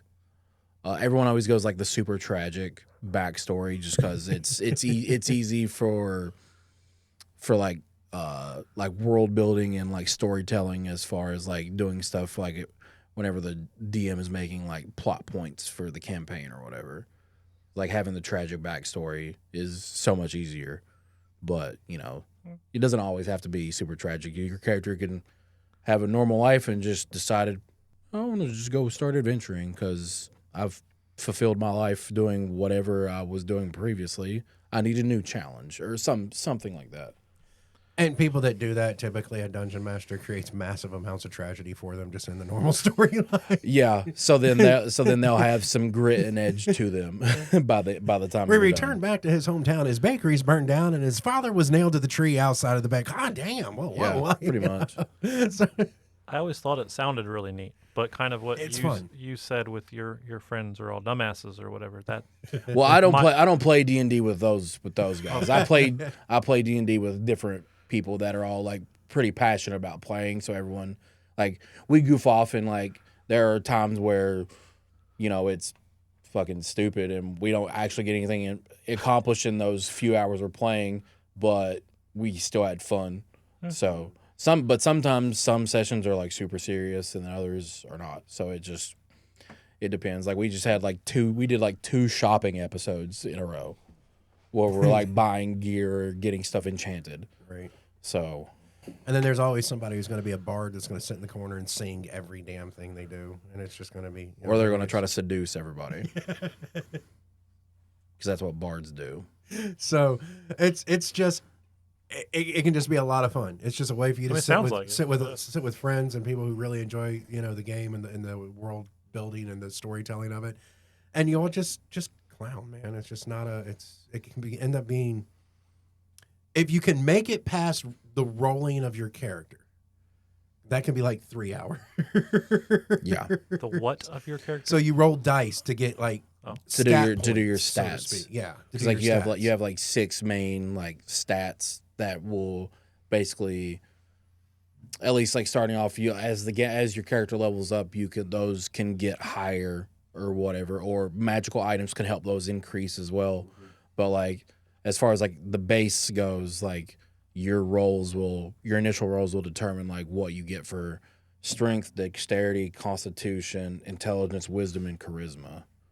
And like each thing will, depending on what you want to do, the dungeon master will be like, "Well, roll me a strength check or whatever." Like if you want to kick down a door, you roll, and then like the dungeon master will have like a difficulty class or a DC set at like, let's say it's 12 and you roll a 12. Well, then if in Dungeons and Dragons, if you meet it, you beat it.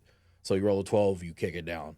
But like say you roll a nat 20, that's a critical success. So then you kick it and like maybe like it. This is a lot. Yeah, but a lot. It seems like a lot, but it's honestly not, because you can always refer back to like the player's handbook. You're not required to have to memorize every single rule and everything like that. So there is an actual handbook for this game. Oh, okay. Yeah, and like the dungeon master there's a dungeon master's guide and everything like that. And like you have your character sheet to always refer back to. You don't have to memorize it. Okay. It helps if you kind of know stuff that's already on there, so you don't always have to keep referring to it, but like you can always look back to it.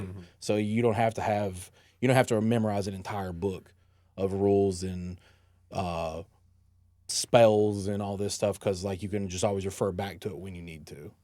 Okay. It seems like a lot at the very beginning, but it's Once you're into it, it's honestly it's more role playing than anything, than there's any actual or at least like my current group, there's way more role playing than there is combat or anything. Our DM hasn't rolled a dice in like 2 or 3 sessions because we've done so much role playing. Like we've not had any combat. All right. But don't worry, just around the next band, there's going to be a lot. Oh, then the next session is going to be crazy because we're in like this mysterious like coliseum that seems to be like in a different type of plane of existence. Like the people that are there, they can't die, but you have to like defeat like these you have to defeat these monsters to be able to like supposedly be able to leave to get out. But like if you don't win the first time, like you don't get any better. Like whatever your ability was whenever you first got there, that's what it ends up saying. Like there's no one's like getting better, no one's getting older, no one, everyone's kind of stuck in like a stasis of like, you show up here, this is how you are forever until this whole thing ends or whatever. So yeah. So hopefully we're not underleveled or we're fucked. And that was your number 10? Yeah. Right? Okay. Mine is not that elaborate whatsoever. Matter of fact, any idiot can play this game. It is a card game. It's Uno. And no. Nope. I can assure you Uno is not on this game. Also, any age can play this, probably shouldn't, but I'm a bad parent. So I play this game with my kids, and we absolutely love it because it's pretty fucking funny. And that's Cards Against Humanity. That is on my list also. Okay, but it's a few spots higher. All right. Yeah. I had the game for a while and nobody would play it, and I'm like, I played it once with my family, probably 10 years ago with like my mom, my stepdad, and my sisters, and I had fun, but I'll never play with them ever again because not for any like particular reason, but like whenever I was like playing cards that were like making particular pop culture references, my sisters did not get it. Wow. So like they weren't voting for my cards, even though like they're like they like follow like pop culture and stuff. Like they watch TV and music and whatever, but like we're on like different sides of pop culture. So like there was one card, it was like something about Daniel Radcliffe's sweet asshole or something. That's one of the cards in like the OG set. And they were like, who's Daniel Radcliffe? I'm like, Harry Potter? They're like, oh, I've never watched that. I'm like, get the fuck out of here. What do you mean you've not watched Harry Potter? So yeah, that pissed me off. So I was like, I'm never playing this game with you guys ever again. That's hard to almost believe that nobody would get the reference of who Daniel Radcliffe is, much less. I mean, I get people that haven't seen Harry Potter, but they know the character, and typically they know the actor who played it. Well, my one sister has 3 children, and then my other sister, she, I don't know. I mean, she has kids now, but at the time she didn't, so I don't know. She watches a lot of sports. Okay. She loves basketball. I have a video that I recorded of my son reading some of the cards, and since we're bringing it up on this podcast, I'm going to use that as part of our TikTok.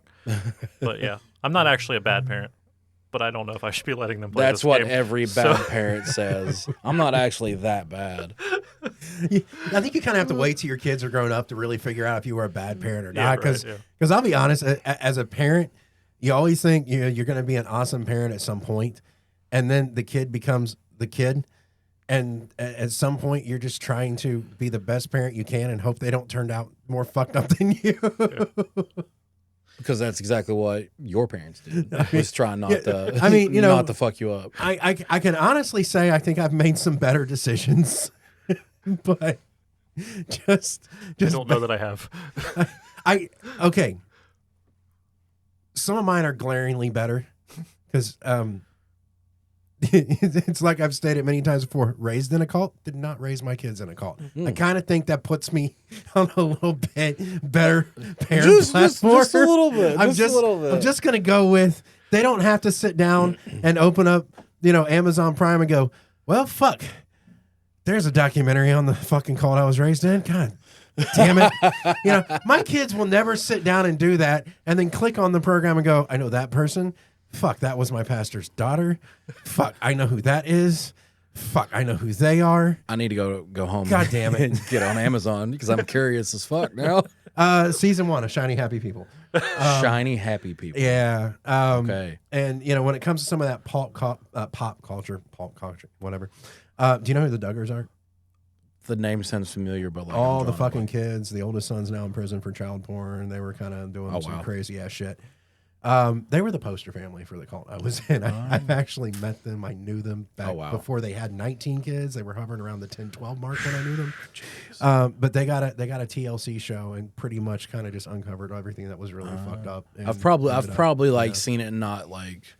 It's kind of one of those in passing things that kind of opened a window for people to dig into the organization behind what they were, and it really just kind of blew up. The main leader is no longer in charge, but the cult is still running, which is kind of messed up. Yeah. But it enabled a lot of people to finally get out to a certain degree. So kind of good and bad, but it was one of those things. So when it comes to am I a better parent, I can at least say I don't have my kids in something quite like that. At least people are getting out and actually being able to like be out and not getting out by like drinking the Kool-Aid. You know what I mean? Yeah.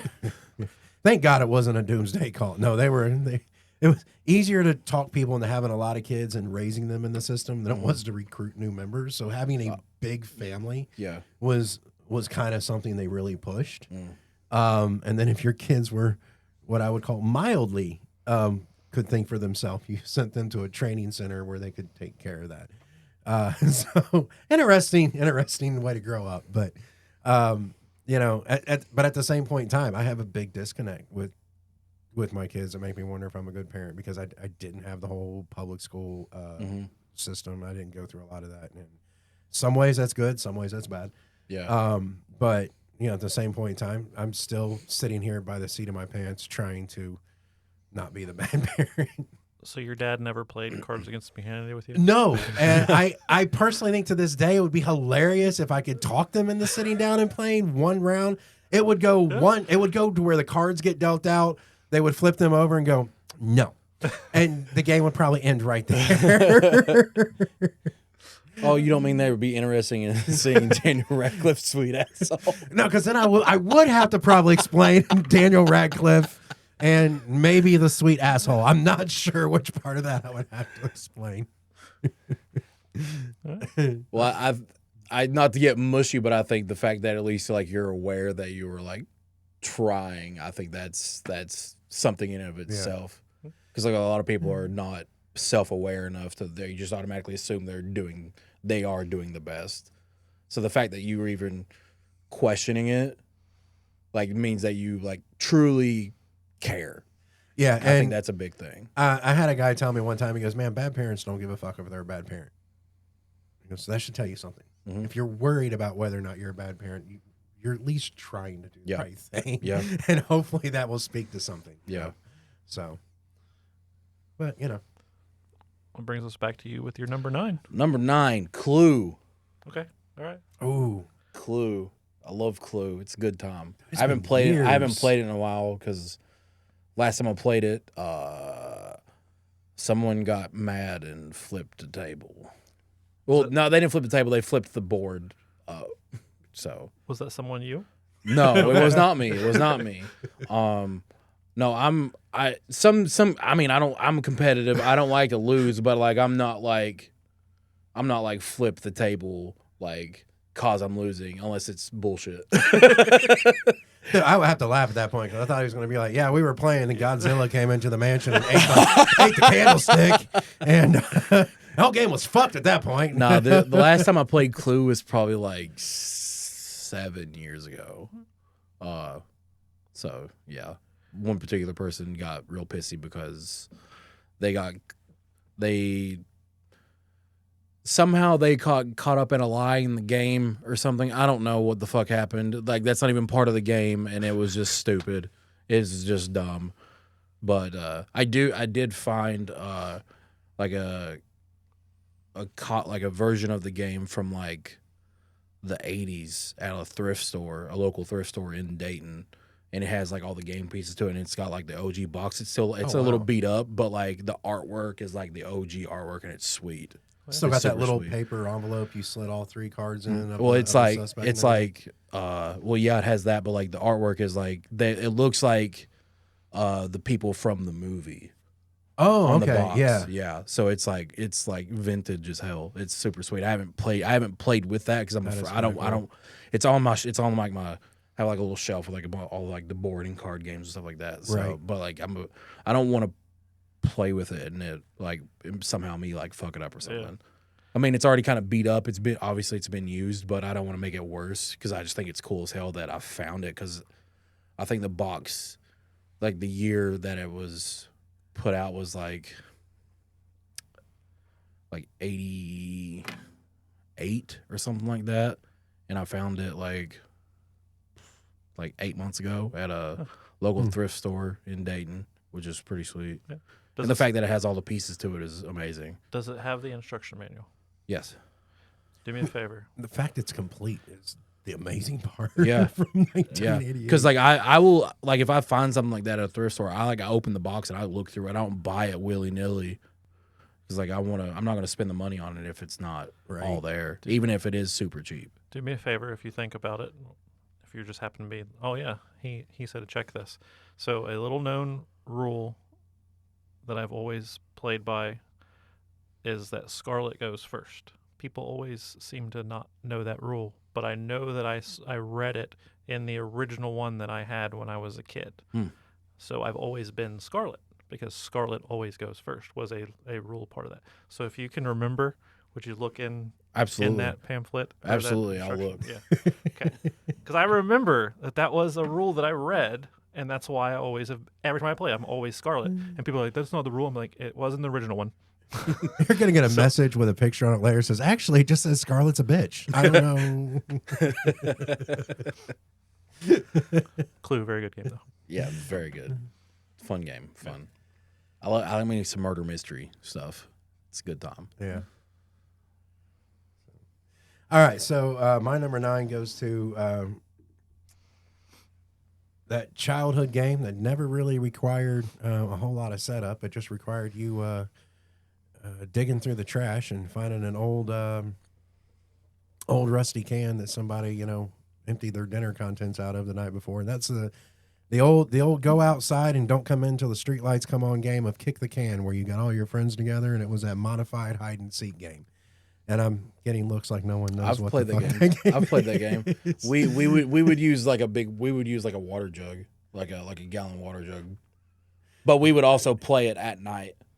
So like people would shit. So like we got into it. Everyone would be like dressed in all black. Yeah. Like one of my buddies, his brother bought a ghillie suit. Oh God, He got a ghillie suit.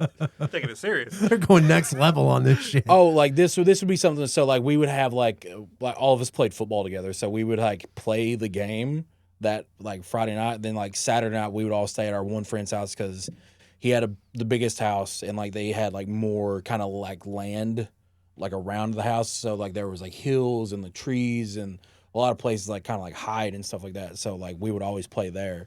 And like we would split it up into teams, and it was hectic. It was such a good time. People were like going under neighbors like porches and stuff, like hiding. Yeah. And one of the guys, he was about to get caught, and he did like a full on John Woo drop kick to this kid's chest, just so he wouldn't get tagged out. And it was so fucking. And it was always one of those things where if you ever got tagged, you're in that dead sprint race to the can, because if you can kick it before they touch it, you're good to go. Yep. And it was one of those eras, man, where we would set the boundary lines to like a 4 or 5 yard radius, and the neighbors just didn't give a damn. Like nowadays, you'd be screamed at, someone would be calling, get them off my property, get this, get that. And I get it, everyone's so happy nowadays, so you can't really go anywhere or do anything. But like back then, it was just kids kind of just being kids, doing what kids did. And probably more broken legs and arms and bruises and bloody noses than most kids would accept nowadays. But not as many as in the game that, hits the top of my list. But at the same point in time, man, it's just like when I look back on the era where we would do this, either weekly or a couple times a week whenever you got enough kids together. Man, that's classic fun. Mhm. And it didn't have to have too many rules. You just went and just did what you had to do, man. You just played it the way you wanted to play. And, the game was rough, but no one cared. Yeah. Did you play, were you allowed to use flashlights? If we played at night, depending on who played. We were not. But that we- was the strict God, since we didn't want to. since we exclusively played at night, we were not allowed to use flashlights. So what we did agree one time, because we used to go to the Army surplus store and get those little Army flashlights that had all the different colored like lenses you could put in, and we let someone use red lens because it was harder to see. Oh yeah. So we would let them kind of use red lens if we decided to let a flashlight go that night.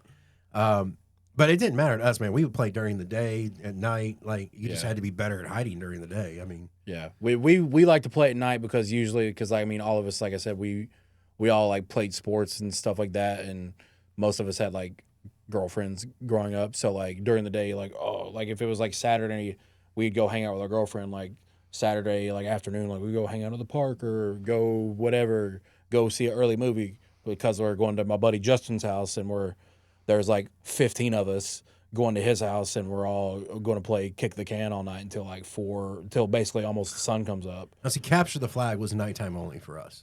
Oh, we would do that too. We'd play capture the mean- flag.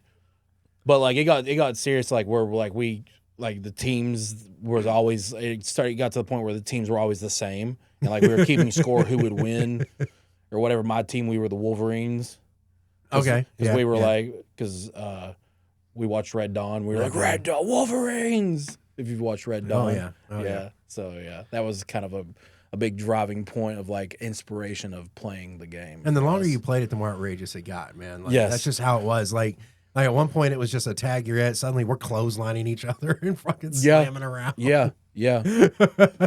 Or kamikazing yourself to got so someone else could kick the can and release everyone on your team. Right. Because I don't know if that's how you guys played it. Once everyone got tagged on the team, then you would switch. Yeah. But if you were able to kick the can, then everyone that got tagged gets released, and then there'd be like a grace period so everyone can reset and like re-hide. Yeah, because if you got tagged and you got caught, you were like a little holding pin area. But if somebody could kick the can, it released everybody all over again. It was so fun. I feel like I need to explain the look that I gave you.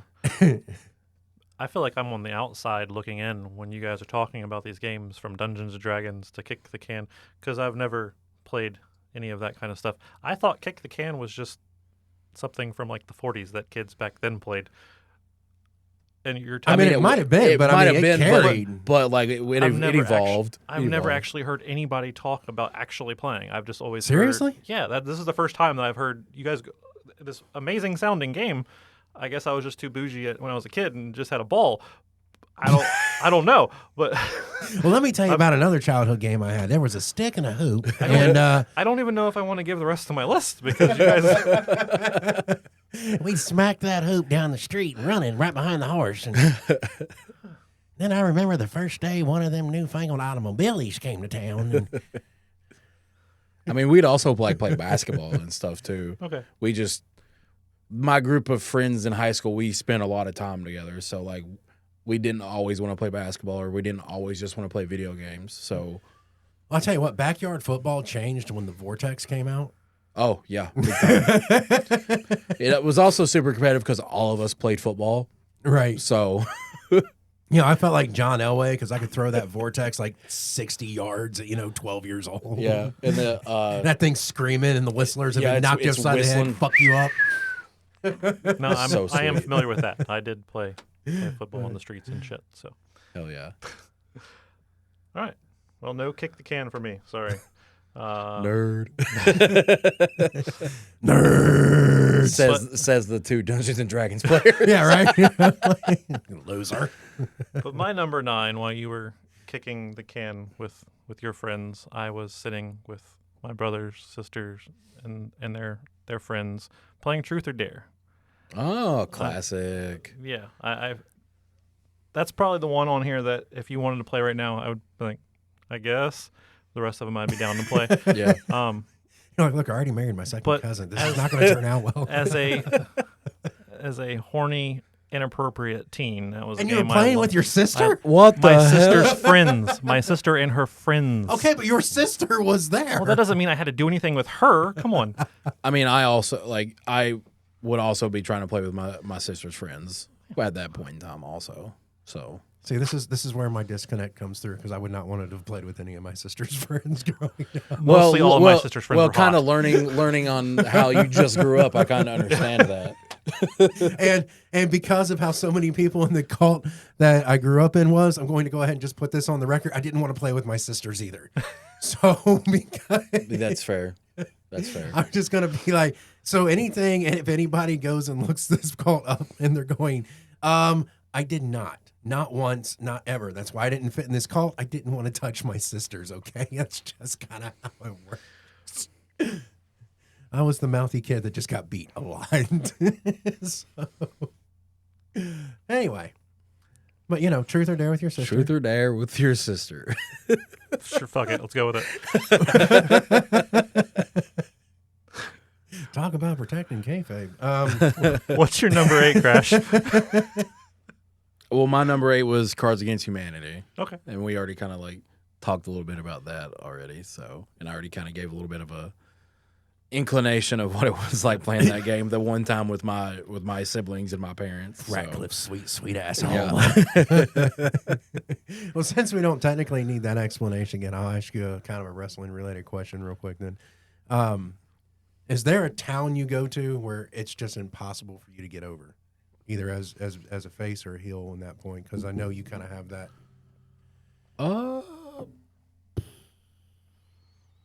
I wouldn't say impossible to get over.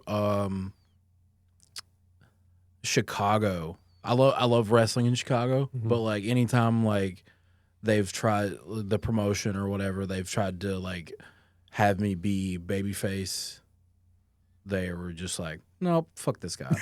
So whenever I was the remix champion for Revolver and I defended it in Chicago against Calvin Tankman, Okay. who wrestles in Chicago way more frequently than I do. So that Chicago is a big Calvin Tankman town, and I love Tankman to death. Anytime we've shared the ring together, it's always been great. We just have really good chemistry when it comes to just being in there together. Both hard hitting. We have similar styles, but also they're different at the same time as well. Obviously, at that point in time at Revolver, I was the good guy, the baby face. But they weren't so much it wasn't a situation where Rock Hogan where the crowd flipped or anything like that.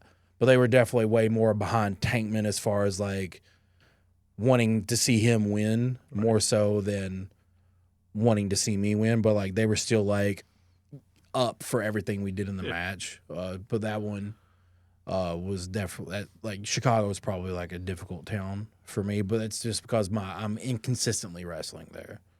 And all the times I've been to AEW, sometimes they're all for me, but then sometimes I go there, they're like, fuck this guy, boo, and I'm just whatever. And then they still get up for some of the shit that I do. So I mean it's Have you ever wrestled for Warrior Wrestling in Chicago? whenever they were doing those stadium series shows, kind of around COVID, whenever they were doing the shows on the football field at that high school they used to run their shows at. But I just recently did the show down at Rheingeist. Yeah, that's where he actually was introduced to you. I brought him to that show, and he's been a fan of you since then. I forgot that was a Warrior show because I'm just so used to their at their school in Chicago. I always try to go to those ones. I don't think they do stuff there At the school anymore? So now whenever they're in Chicago, they're at Logan Square. Okay. Yeah. I need to get back out to one of those shows. All right. I was just curious if you were familiar with Warrior because it's one of my favorite Chicago promotions. I love those guys. They treat me well. The locker room's always good, a good group of people. The shows are always super dope. The fans are rabid. Yeah. Down in Cincinnati, they were crazy at Rheingeist. That was a great show. Which granted, that was a great show. Granted, Cincinnati doesn't get a whole lot of wrestling unless if it's WWE or something. I mean, they have NWF and stuff like that in the area, but I've not actually like been to an NWF show, but I know they like draw and stuff, but like I feel like it's probably like kind of, I don't want to say different wrestling, but like a different style, a different presentation than like what Warrior is. Yeah. So, and that's not me like downing NWF because like they've been around for a long time, and like Roger Ruffin, like they do like great stuff down there and everything like that. And Roger's like trained a bunch of great people in the business also. So I mean, the track record speaks for itself. It's just it's just like just different. Yeah. I mean, just, in my opinion, it's like just the, different. It's the televised promotions. WWE is different than AEW. It's presented differently. The vibe's different. So yeah. And there's wrestling for everyone. There's several indie promotions around the Dayton area anyway, and you read reviews on it. Some of them are really across the board mixed. You know, as far as people either like the show, hated the show. I mean, most of the ones that are in the Dayton area, in my opinion, are not very good. It's kind of what I've read on quite a few of them. But I mean, they're like a lot of the times they're people who were like old like rock star people that didn't like work out there, so then they went and did their own thing or one thing or another or whatever. And you know, it is what it is. Well, thank God for Sammy and Revolver. Yeah, and I mean, I've not worked at Armbar yet, but like what Dustin and them are doing, it looks great. They're doing really well with what they're doing there as well. So what's it called? Armbar? Armbar Pro. I haven't seen that one yet. Is that newer? Relatively newer. Okay. They've had like a handful of shows now. They run. I think that now they're closer to like once a month. They were like every other month. Okay. They just like crowned their first like heavyweight champion. Okay. Damian Chambers frequents there. Aaron Williams. I don't know how. I know Alex Colon was working there kind of regularly. I don't know if he still is or not. But I know like early on, whenever they were first like running shows, I know he was there frequently. So yeah, I mean like what they're doing there, like I haven't like watched the show, but just from what I've seen clips of and pictures. And like the presentation looks great. It looks like they're packing out the buildings that they're in. Like it looks sweet. It looks dope.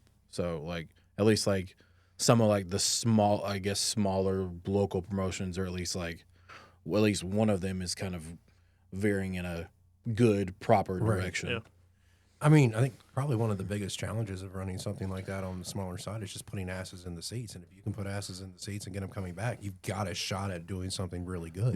You know, and it's like, even for, you know, the Pro Wrestling Revolver shows we've been to, it's always packed. You know, they always bring the people in, and it's always a great show. Like, you know, my oldest daughter will not watch wrestling on TV. She has no desire to watch WWE. She has no desire to watch AEW. She has no desire to watch Impact. She is kind of the outdoorsy girl. She'll shoot guns, do four-wheelers, everything else.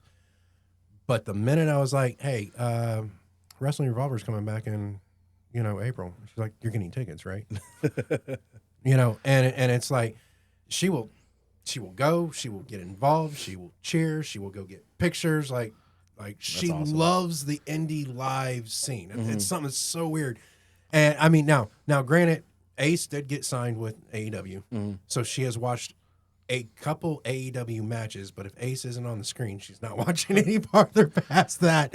Well, that's fair. Well, she probably has like a little bit of like kind of like a personal connection from seeing him at the Revolver shows, and probably maybe getting some merch from him and having that interaction, at least like at a meet and greet or something. Oh yeah, I mean, she's got pictures with him. He signed cards for her. She's got like, you know, shirts. So like there's that little bit of personal touch. Like, oh, I like him. He's on TV. Okay, I guess I'll watch him. But if he's not on there, okay, turn the shit off. The first show that he took her to, we get the stage sitting. I always sit up against the wall. So she was sitting there next to him. He was feuding with Damian Chambers. Oh yeah. And they came up there, moved all this. She was at that show, right? Yeah. Okay. Yeah. Moved all the seats out of the way, and we're standing right there. And so I think that was her introduction to Ace, and she's been in love with him since then. I think. Yeah. What also helps, he's super handsome and jacked. Right. Yeah. Oh yeah, because she's that typical 17-year-old girl. She's like, his ass landed on the stickers. I'm like, Jesus fucking Christ, dude, really? And like he was jumping off the basketball goal in that building that night, and I mean, she was absolutely sold on it. I don't think when she watched it on TV, it really clicked that these guys do this stuff. Mm-hmm. You know what I'm saying? Because there is kind of a disconnect between watching it on screen and seeing what is the production of it versus going to a live show and having to get out of your seat and move because these guys are about ready to fuck each other up in front of you. Yeah. And then to watch the guys do stuff like that, and it's like, the second, we went to the Jerry Lynn Invitational as well. And, That was a fun day. that was a great day. That was a good day. And, both shows, she was just straight on board with it. Now, my youngest daughter, she doesn't want anything to do with the violence and that, so she won't go, which is totally cool. It's two different personalities. There's things I do with each daughter, but it's just, and I tell people all the time, like, I'm not a wrestling fan. I wouldn't sit and watch that for 12 hours a week, because of all the shows. It does add up. I'm like, just go to a local live show, man. Yeah, Like, absolutely. Like, my daughter's just absolute proof that she ain't gonna watch it on TV, but she will not miss it if we're going. So, which just speaks volume to the product you guys put out over there, and how getting people to come back and being able to perform the way you guys do is why the people come back. Well, I'm just a small part of it. know. It's like the brainchild of Sammy Callahan. You're still part of it, brother. Yeah. Yeah, but Sammy Callahan is kind of genius in putting together everything he's put together, and him and Jake. He's and, got a special mind for wrestling. yeah, Like yeah, he really does. he as far as anybody that I know, he has definitely had a lot more ideas hit than they have missed. Yeah, For sure. yeah, And a lot of people, like favorites that are on TV, don't realize how much like hand or help that Sammy has had with those people. So, Right. yeah. You don't have to answer this, but who thought of the algorithm? Like the name? The concept, the group just being together. Was that you guys? Did he come up with it, or was it collective? Again, you don't have to answer if you don't want to put that out. Kayfabe. Fair enough. And it's like we did on the wrestling podcast, before. It's good to see somebody actually still protect kayfabe a little bit, because the internet and everything else has kind of ripped that entirely away from wrestling, and it sucks. Mm-hmm. I mean, we all know in the back of our mind it's a show, but the kayfabe is what made it believable. And That suspension of disbelief. right, and the whole thing that WWE does, where I can't even get into the rivalries because I know they're going to be on a podcast the next day, yucking it up and being friends. Hey, let's not kill the potential guests You in know. the future, okay? Let's, No, I mean, it's. Yeah. I think you understand what I'm saying. Yeah, yeah, It's like at one point in time, if somebody was feuding, they weren't going to be appearing together on a podcast. I mean, because Or seen interacting with each other. Like if they are interacting online, it was they're not being chummy. right, Like and they're talking shit to each other or anything like that. I mean, you gotta think historically all the way back to Andy Kaufman and Jerry the King Lawler. Holy shit, how far out of control did that get? And that was guys that just ran that to the farthest extreme, who actually liked each other quite a bit. Yeah. And it was to the point that even when Andy Kaufman died, his family members still hated Jerry because they still thought the beef was real. Yeah, yeah, it's crazy. So it is kind of cool to see kayfabe still work in certain aspects. well, the reason I asked, I'm fascinated by whoever thought of it, because just on paper, that doesn't work. Like I would never. Oh, the three of us. Yeah, Yeah, it seemed but seemed seeing random. you in the ring, and then the promo that I think that you cut maybe the same day or whatever, it was later put on social media. Like this was fucking this is good. Yeah, we filmed that like right after. Whenever Okay. we left, we went to the back and filmed But that. whoever thought of that, like, yeah, these three make sense. Genius. I applaud that person. Honestly, That's- the name is genius on That so many as well, different yes. levels. Well, I the name was like that was like the thing that really kind of like solidified it. At least I know for me, like I was like obviously like down for the whole like situation and like everything that we were doing, But like whenever we finally like landed on that name, I was like, yeah. Like, you know, whenever you hear something, it's just like, wow, that clicks. Yeah. That like just snaps in like a puzzle piece. It's like in this day and time, everything's ran by an algorithm. Mhm. Like it's almost like a total control type situation. It's genius. It really Because is like one of the genius. names that was thrown out was the Scene, Algorithm much better. or another one we pitched around was Infamous. Algorithm, Yeah. good choice. Looking back at it, like obviously, Yeah, those like, are the algorithm, but like at first conception, like coming up with a name, those were like the initial thoughts of it. Because like the whole thing was like, oh, do you see us now? Because like we weren't like whatever, like guys like me and Joe, like we've been doing this for a while, and like getting passed on opportunities or like not even getting the chance for certain opportunities or anything like that. Then it's like, do you see us now? Blah, blah, blah. But then like when it comes to like the beef with Brandon and his 1 million subscribers on YouTube, even though he's been wrestling for like 2 seconds, and he's had like less than 20 matches or something like that.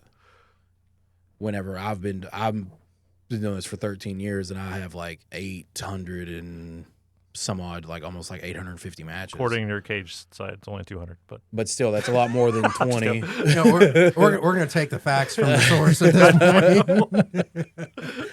point. So it's kind of like it's I mean it's a show, but it's also like there's like a little bit of like reality set into storylines, and that's what helped things feel more real and more authentic, and then people are able to get more behind stuff whenever stuff feels more authentic. Because as you guys are, I mean, I'm also a wrestling fan, but like I'm behind the curtain also. So like for guys that are not behind the curtain, whenever things you guys can, I feel like you guys will be able to smell the bullshit if it doesn't feel authentic.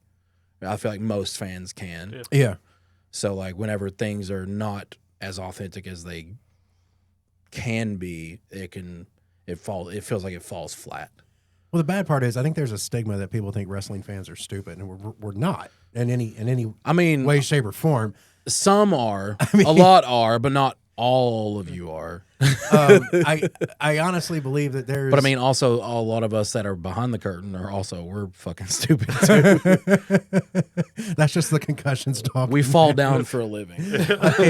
But I mean, let's be honest though. I think with any performance-based entertainment show, if it's not authentic and if it's not good, people are going to know. Yeah, absolutely. And whether you were called the Scene or the Algorithm, by the way, so happy you went with the Algorithm. Yeah. Same. If you guys were authentic in what it was, I think it could have landed. It's just I think your algorithm is going to land way harder. It hits on way too many levels. It's more relatable. And the fact that whoever sat down and went, okay, this is what it's going to be, and obviously you all were like, yeah, sweet, I'm definitely on board for that. That's going to prove week in and week out in what you do in the ring because you guys are on board with that, and because and that's what's going to make it successful in my opinion. But yeah, you can always tell whether it's an indie show or AEW or at this point the train wreck that is WWE, that if guys don't like their gimmick, it fucking shows hardcore. Yeah, like, I had a bit of that for a while whenever Rockstar was running back in the day, whenever I was paired up with Ron Mathis and being part of the Trash Punks, because they were wanting me to be white trash. I'm like, I don't know how to do that. Just because where I'm from can be white trash, I actively made myself to not be white trash. So like I don't know how to be that. So I just mimicked what Ron was doing in acting. So, like every week I'd come to the curtain and I would have someone say, "It looks like you're going through the motions." I'm like, I'm just copying Ron because like I don't know. I kind of am. I don't know how to be white trash. Like to that point, because like that was like the whole point of the Trash Punks. But then eventually it became just the Punks with me and Cobain, and that was more our authentic selves. And I'm sure you guys could probably if you guys were like seeing anything from then, whenever we were tagging together, when it even just from our entrance, it just felt authentic and genuine. And then like whenever you see us like doing stuff in the ring, it felt authentic and genuine because like we really believed in like what we were doing and who we were putting ourselves out there to be. Yeah, I think that's kind of the beauty of the independent scene a little bit as well. And I hate really calling it the independent scene. But it is, though. It is. Yeah, but I think you guys are definitely professionals at what you do. Oh yeah, we're still professional wrestlers, but like, because I mean, we're getting paid, we're making money. Right. Some more than others, and some not as much as they should be, or anything like that. But the fact that we're getting paid to do to perform a service or anything like that, we are professional. If going by the proper definition of professional, getting paid to do something. Essentially, but I've always said, when it comes to value for the dollar, and it wasn't until about a year or so ago that he actually said you need to go to independent wrestling scene. I'm like, yeah, I just I don't know, I don't this, I don't that. I hammer howled around on it, and finally he got me to a show, and it was fucking phenomenal. But I never attended an extreme amount of live shows. I went to a Monday Night Raw after WrestleMania that was in Dayton at one point. I've been to a couple WWE dark match type things, and a few things like that. But I was like, shit, it was like $80 just to get into fucking Raw. Yeah. And this was at the Nutter Center of all fucking places, More now. Yeah. And it's even more now. But it's just like when I look at value and the polish of the show and the fact that I can go and now share this with my daughter and I can go multiple times a year, I take my money all day long every day, because for the amount it would cost me to get in by myself to one fucking show at Heritage Bank Arena for any of the quote-unquote big names that come through, I can damn near go to 2 of any of your other shows, me and my daughter, and have it done and be over with and be good.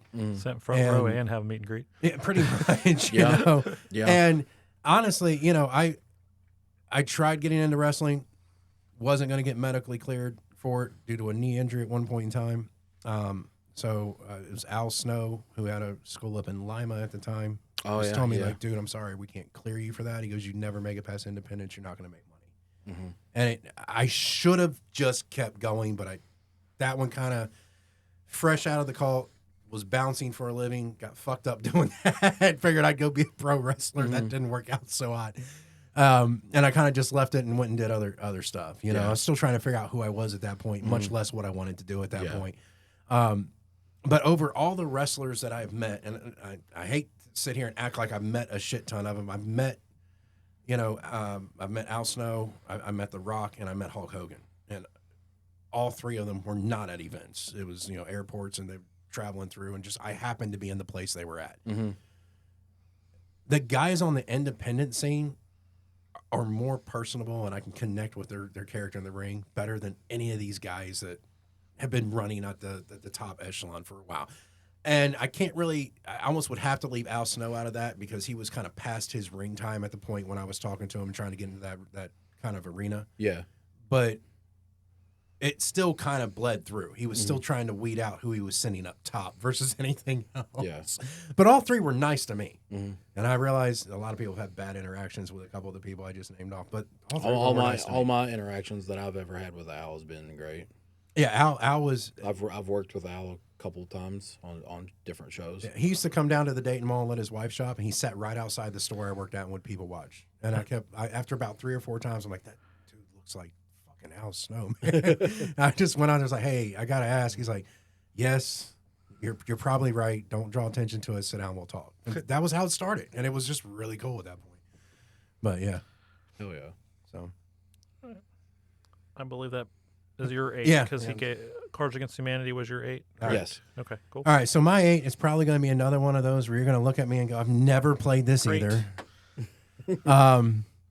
But I think everyone would know, and if I'm just going to describe this game, this is where you have 2 lines of kids that would be holding hands. I know, sounds a little weird at this point. This is cult shit right here. Red Rover? Red Rover? Yeah. Yeah. And they would call out one kid who would send himself flying across the open ground like a goddamn 10-year-old meat missile and try and destroy 2 of the people holding hands. Try to break through their arms. Oh, yeah. And then if you could hold them back, then you would. The amount of dislocated elbows and shoulders in that game was They got added to your line. ridiculous. Yep. And it was kind of one of those things where, I mean, this is the era.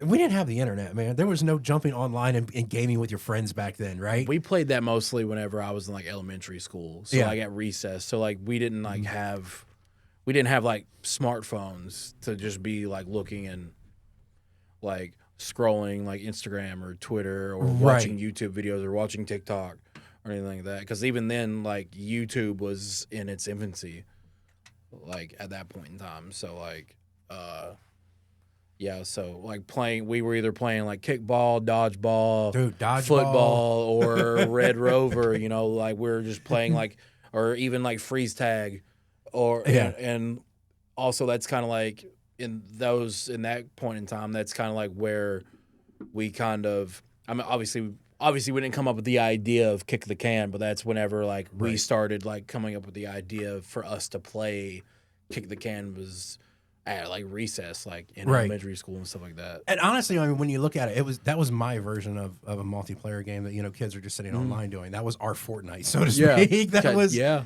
know, that was our Minecraft. That was our Call of Duty. You know, that's what we had. Except we just went out and, you know, beat the shit out of each other for fun. Yeah, because like online gaming then was like much more of a hassle than what it is now. Because like then with like a PlayStation 2, you'd have to buy like an adapter that plugged into the back of the PS2, and then you'd have to run an Ethernet cord to it from your. And then there was modem only over 5 your games you PC. could play on it. Yeah, and then like that's whenever we had dial up, so then it wasn't like high speed Wi-Fi internet where it just like boom, everything's like done in like 2 seconds. Like it took like 5 minutes to get connected to the internet.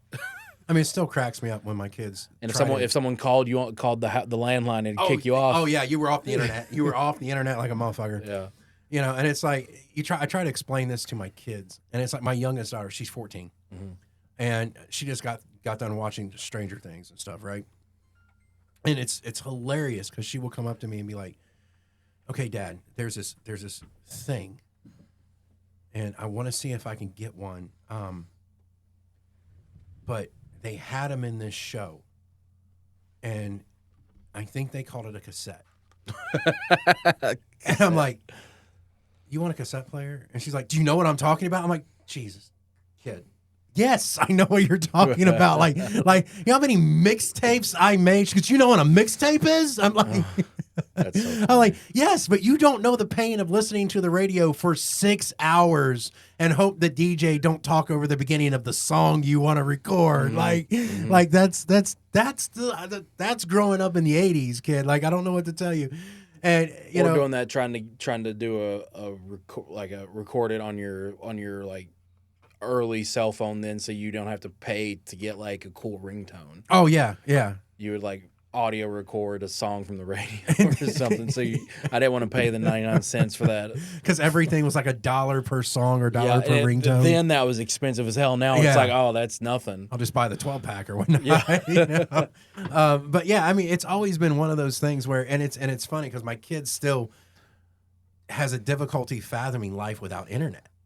Like, what did you do? Like, Touched grass. fuck, we went outside, you know. Touched grass, what a did lot you of play? We grabbed a stick and beat the fuck out of the guy next to us for a while. I mean, that's kind of what we did. Like, we rode bikes like 2 towns over, which is unfathomable now. Like, Yeah. you know, Or we went and hung out and played pickup basketball at the park. yeah, On blacktop. that was on blacktop burning hot, courts. melting the bottom of your shoes like Yeah. in the middle of August type stuff.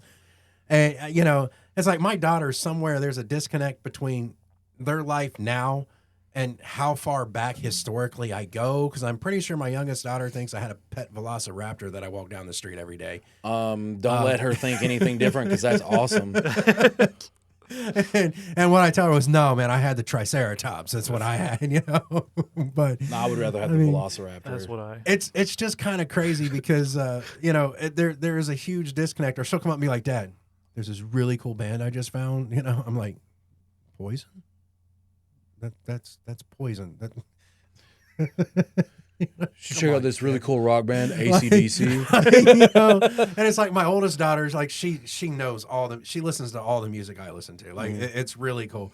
My youngest daughter kind of dabbles a little bit back and forth, so she kind of sticks to stuff that I have no clue what it is she's listening to. But then she'll watch certain shows and come up and be like, "Dad, there's this really cool," like, That's called The Final Countdown by a band called Europe. That was from whatever. Like, you were alive? Did you go to their concert? Okay, first of all, yes, I was alive. That's kind of an insult. And second of all, no, I didn't go to concerts growing up. It wasn't that long ago. Yes, I had to buy their album on wax and not on a hot day because it wouldn't sound right when I got it home. Like, what the fuck? Like, So, but yeah, it is kind of funny when you kind of see that stuff come through in that aspect. But, a lot of these, and just like with Red Rover or Kick the Can, this is just that kind of era that only people that grew up in that era are really going to understand, like, the impact these games had on kids. Like, this was that was the closest we were going to get to a chat room until, Yahoo chat rooms came out, Messenger came out.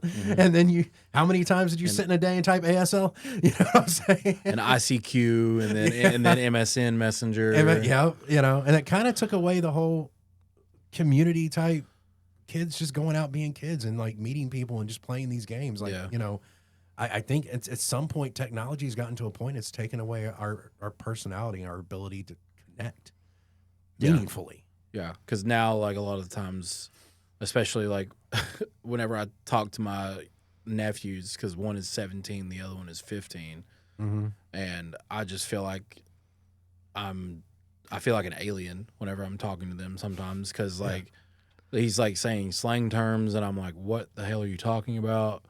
But then other times, like my oldest nephew, like we're into similar music, which is odd. I did not expect, because like he's like both my oldest nephews have gotten really into the gym, and like they're really like kind of I don't know if one is definitely he's wanting to be like he's already got his certification for personal training. Oh, nice. So like he's like really into like training people and doing that stuff like that, and very into like kind of like I don't want to necessarily say bodybuilding, but they're definitely into fitness, which is like I'm very into it as well. So like that's kind of cool that they have found that, even though like I'm not around them very often because they are in Kentucky and I'm up here in Ohio. And granted, like it's not that far, but with schedules, your travel schedule, travel, life. Like I can't just I'm going to drive 2 hours one way and go hang out with my nephews for 20 minutes and then okay, see ya, then drive 2 hours back home.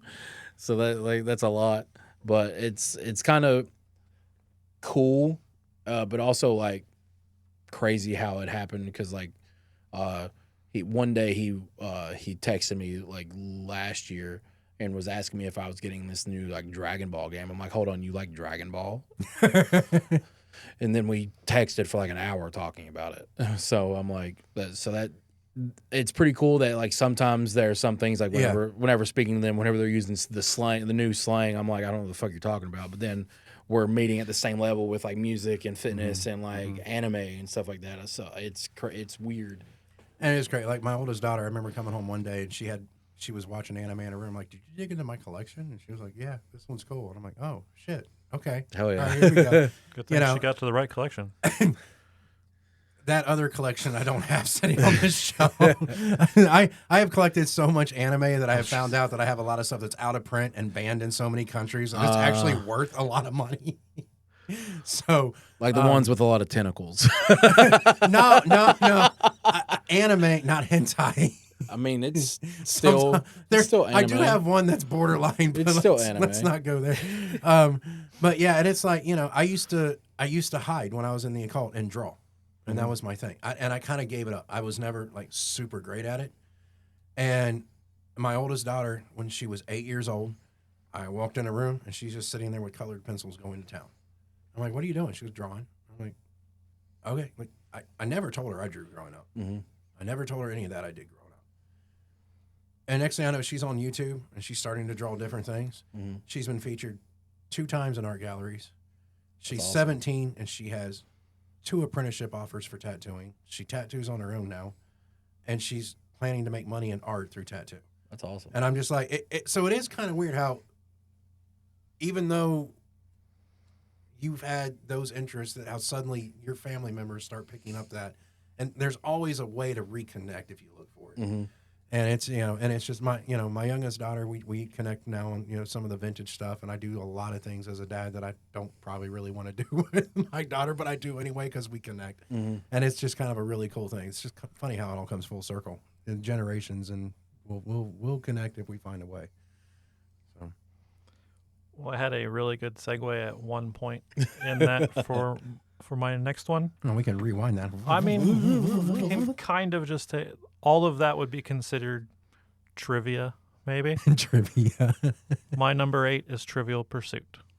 Okay. I really like trivia games. I would never be able to play an anime one, but if you sports or wrestling or some history, anything like that, I really like trivia. So Trivial Pursuit, no specific one, is my number 8. Me and a couple buddies did a Marvel trivia night at I'd be down for that. at a pub in Dayton.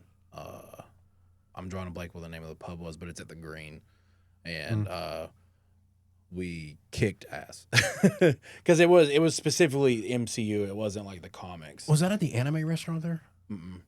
Okay. No, this is it's like an Irish pub. On the corner okay. across from, like, diagonal from Cheesecake Factory. Yes. I know Yes, which one you're talking about. I'm drawing a blank I can't remember what it's on called. the name of it, but yeah, we dominated everybody, and there was just 3 of us, and then there all the other groups had like 4 or 5 people. Oh wow. Yeah, but like all of us, like we've watched all of them. Yeah. And like at that point, whenever we did that, I just did a recent rewatch of everything because there was like new stuff about to come out at the time, so Okay. everything was still fresh in my head. So like it was pretty sweet. We won like a $25 gift card or something to that pub. Pretty good food there. Yeah. All right. Well, that was 8 for me, Trivial Pursuit. Normally after 8, we do the first marry, fuck, kill. Oh boy. So if you would, you can either pick male or female, or you can do what we do and hold one of each behind your back, and then we choose left or right, and then that's what it will be, however you want to do it. Let's do that. He's doing behind the back. All right. Gonna leave this up to chance. I feel like that's more fun. If I can get my arms hopefully back there without you guys seeing the cards. Okay. Ready? Yep. Right. Female. Female. All right. Then take the top 3 cards of that, read them, and then that will be our marry, fuck, kill. Okay, we have Oftentimes we have to look these up too. So Claire Danes, okay. Jessica Biel, Oh God. Kelly Clarkson. I know 2 out of the 3. The Claire Danes sounds familiar, but like I'm not picturing a face. Romeo and Juliet. She played Juliet. Oh, like the OG? With Leonardo DiCaprio. Okay. Oh, okay. That's Claire Danes. Did you reshuffle these cards, Matthew? I shuffle saw them every okay. time. I saw him shuffle. Okay. I know this one's gonna be your favorite. Oh, you want me to go? Just in case you need a refresher, it's Claire Danes. Okay, that might change some. Let me see the picture. That might change That might some. change the direction of thought. Is that like a recent picture of her? No, she's a bit older. Oh. Do you want a recent picture? Yeah, let's get Yeah. a recent one. Okay. It's like there's no way she still looks like that. If she did, that's definitely going to change my choices. She still looks pretty good. Yeah, I mean, she still Yeah, looks okay. pretty good. All right. All right. Well, my answer was going to be the same regardless. Oh, I know what one of your options is right Yeah. off the top. Okay. You So just dropped his Dream Girl Beyond Dream Girl on there. so Jessica Biel. have you listened to the podcast? She gets mentioned almost every podcast. Okay, so Kelly Clarkson, never been a fan of her. I didn't watch the American Idol shit anyways. So it's not my show. Yeah, I didn't watch American Idol either. She just never really appealed to me. I've seen some pictures. I'm like, oh, she's all right. But so I'm going to kill Kelly Clarkson. It was Kelly Clarkson, right? Yes. Okay. And then I'm clearly marrying Jessica Biel. So Claire Danes, I am going to have a nice fucking with, and then on to marry Jessica Biel. I don't need to say any more. That hasn't already been said every other episode of this podcast for 2 seasons. I think mine would be the same. Really? Honestly, Okay. yeah. You are a big man, and you're very intimidating, but I'll fight you for Jessica Biel, just so you know. I'll sell tickets. And I'm not even going to lie. I'm going to come out with him like Paul Heyman. Introducing Crash. So what would yours be then? We're fighting over Jessica, but what's yours? Well, just to piss you off, I'll kill Jessica Biel. You're an asshole. No. So the actual list would probably be kill Kelly, just due to the women she stacked up against. Nothing personal to her, but I'm also looking at Claire Danes and Jessica Biel. So I will take the night with Jessica Biel, preferably before you guys do your proposal, because that'd be really fucking awkward if it's after. And I will marry Claire Danes. All right. Because I mean, I don't really see a relationship working on a 3-way marriage, 4-way marriage between all of us and Jessica Biel. Why not? I mean, polyamory is a thing. Another cult for you. Because as I'm friends with one of you and a fan with the other, the crossing swords in that scenario would be weird for me. We'll do like a week at a time, and then like alternating Sundays. Timeshare. Deal. I swear to God, if Jessica Biel ever sits down and listens to any of these episodes, she's going to be like, "This is unhealthy." All right. Well, that's our first Merryfoot kill in the books, but that brings us to number 7. Number 7 for me would be Grand Theft Auto 5. That's a good choice. And kind of just the Grand Theft Auto series in general, but specifically Grand Theft Auto 5. Okay. Spent a lot of time playing that game, especially whenever it first came out, because I was unemployed and I was just starting to get into wrestling, and I was coaching football at the time, so I had a lot of spare time on my hands. So especially like during the day, so I was playing a lot of video games until I had to go to football practice, and then on the weekends I would, once a month I would go to wrestling shows because that's how it was whenever I first started. So I had a lot of time. Had a lot of time on my hands to play video games, and that was also I was playing a lot of Grand Theft Auto 5 and a lot of Minecraft at the same time. So I mean, I don't think I've touched that series since Vice City. that's such a good game. And Vice City was. At the time, my best friend, his girlfriend worked for Rockstar Games. That's awesome. And they put out a 6 CD set of all the radio stations in that game. That's sick. And she got 3 copies of this and just handed them to me and her boyfriend. She was like, "Here, you want a copy of it?" I'm like, "Well, fuck yeah." Hell yeah. And she would go to E3 every year. And I was a big fan of Max Payne back then. I was playing the Max Payne games. And it was right before the 3rd game came out. And while she was there, she got a collector pin set of 6 designs on what the cover could be. And she gave it to me when she got back. I believe I still have it at the house. But I have all 6 original designs. Now, the one they chose is in that 6 set. But awesome. I'm just saying, I'm like, so... But yeah, I don't think I really went much farther into Grand Theft Auto after that. But I remember that 6 CD set because it had, really cool cover work and everything to it. But it had all the DJs talking and the music they played into some it. Of the the radio stations were some of the some of the funniest and best parts of the game, especially if you were actually listening to the radios whenever you were driving around in the cars and stuff like that. Because that's forever. Some of the unhinged shit some of these radio hosts were obviously fictitious radio hosts, but they were the wild shit they were saying was hilarious. I'm like, how are they saying this on the radio? Well, not only that, but the commercials were funny as shit. Like the old ladies and my dog hasn't ate in 4 days. That's because we stuffed it. You did mocap for the wrestling games. We'd be perfect for the radio station on Grand Theft Auto 6, just saying. That would be dope. That would be dope. San Andreas was my personal. I loved San Andreas. I mean, I loved the whole series, which 3 was my first iteration into it. And then I've played all of them after that. I think 3 was where they really started exploring that open world type theory. Because before the original Grand Theft Auto the other ones, they were kind of top down. Yeah, they were more of a top down, kind of map pathway type game. And then I think 3 is where they really kind of brought it into the open world. Well, I think that was also because of that was on PlayStation 1. Yeah. It was because of the advancement of the console. So that was a big thing because the capabilities of the PlayStation compared to the previous console, whatever they were putting it out on, was such a huge thing. All right, so number 7 for me, and it's going to be the last tabletop game that's on my list. I'm talking about one that I have had. The longest running game I've ever played lasted about 3.5 days during a winter snowstorm. Oh, wow. And I'm talking none other than the game of Risk. Unfortunately, Godzilla never visited our games, but we did run these games.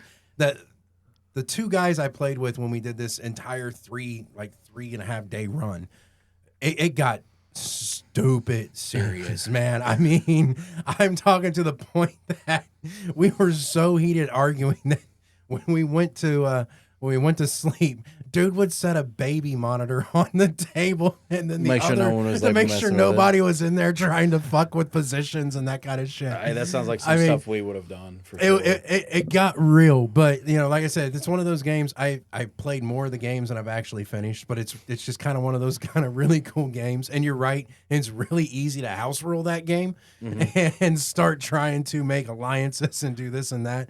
So I'm not going to run on that game too much longer just because I know we have mentioned it prior to this. But yeah, Risk is number 7 for me. Hell yeah. All right. Number 7 for me. Almost mentioned as much as my love for Jessica Biel is how It's only at number 7? I may or may not. Shut up. I may or may not be a serial killer. And my number 7 has to do with serial killers. To hunt a killer.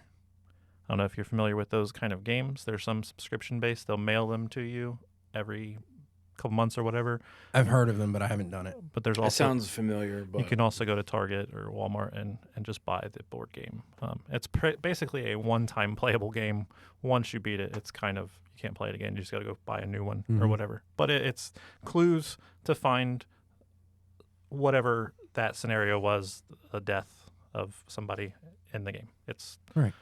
It's like Clue, but like super elaborate. And you can play it by yourself, or you can play it with other people. I've seen. You said you can get them at Target. Yeah, you can get them at Target.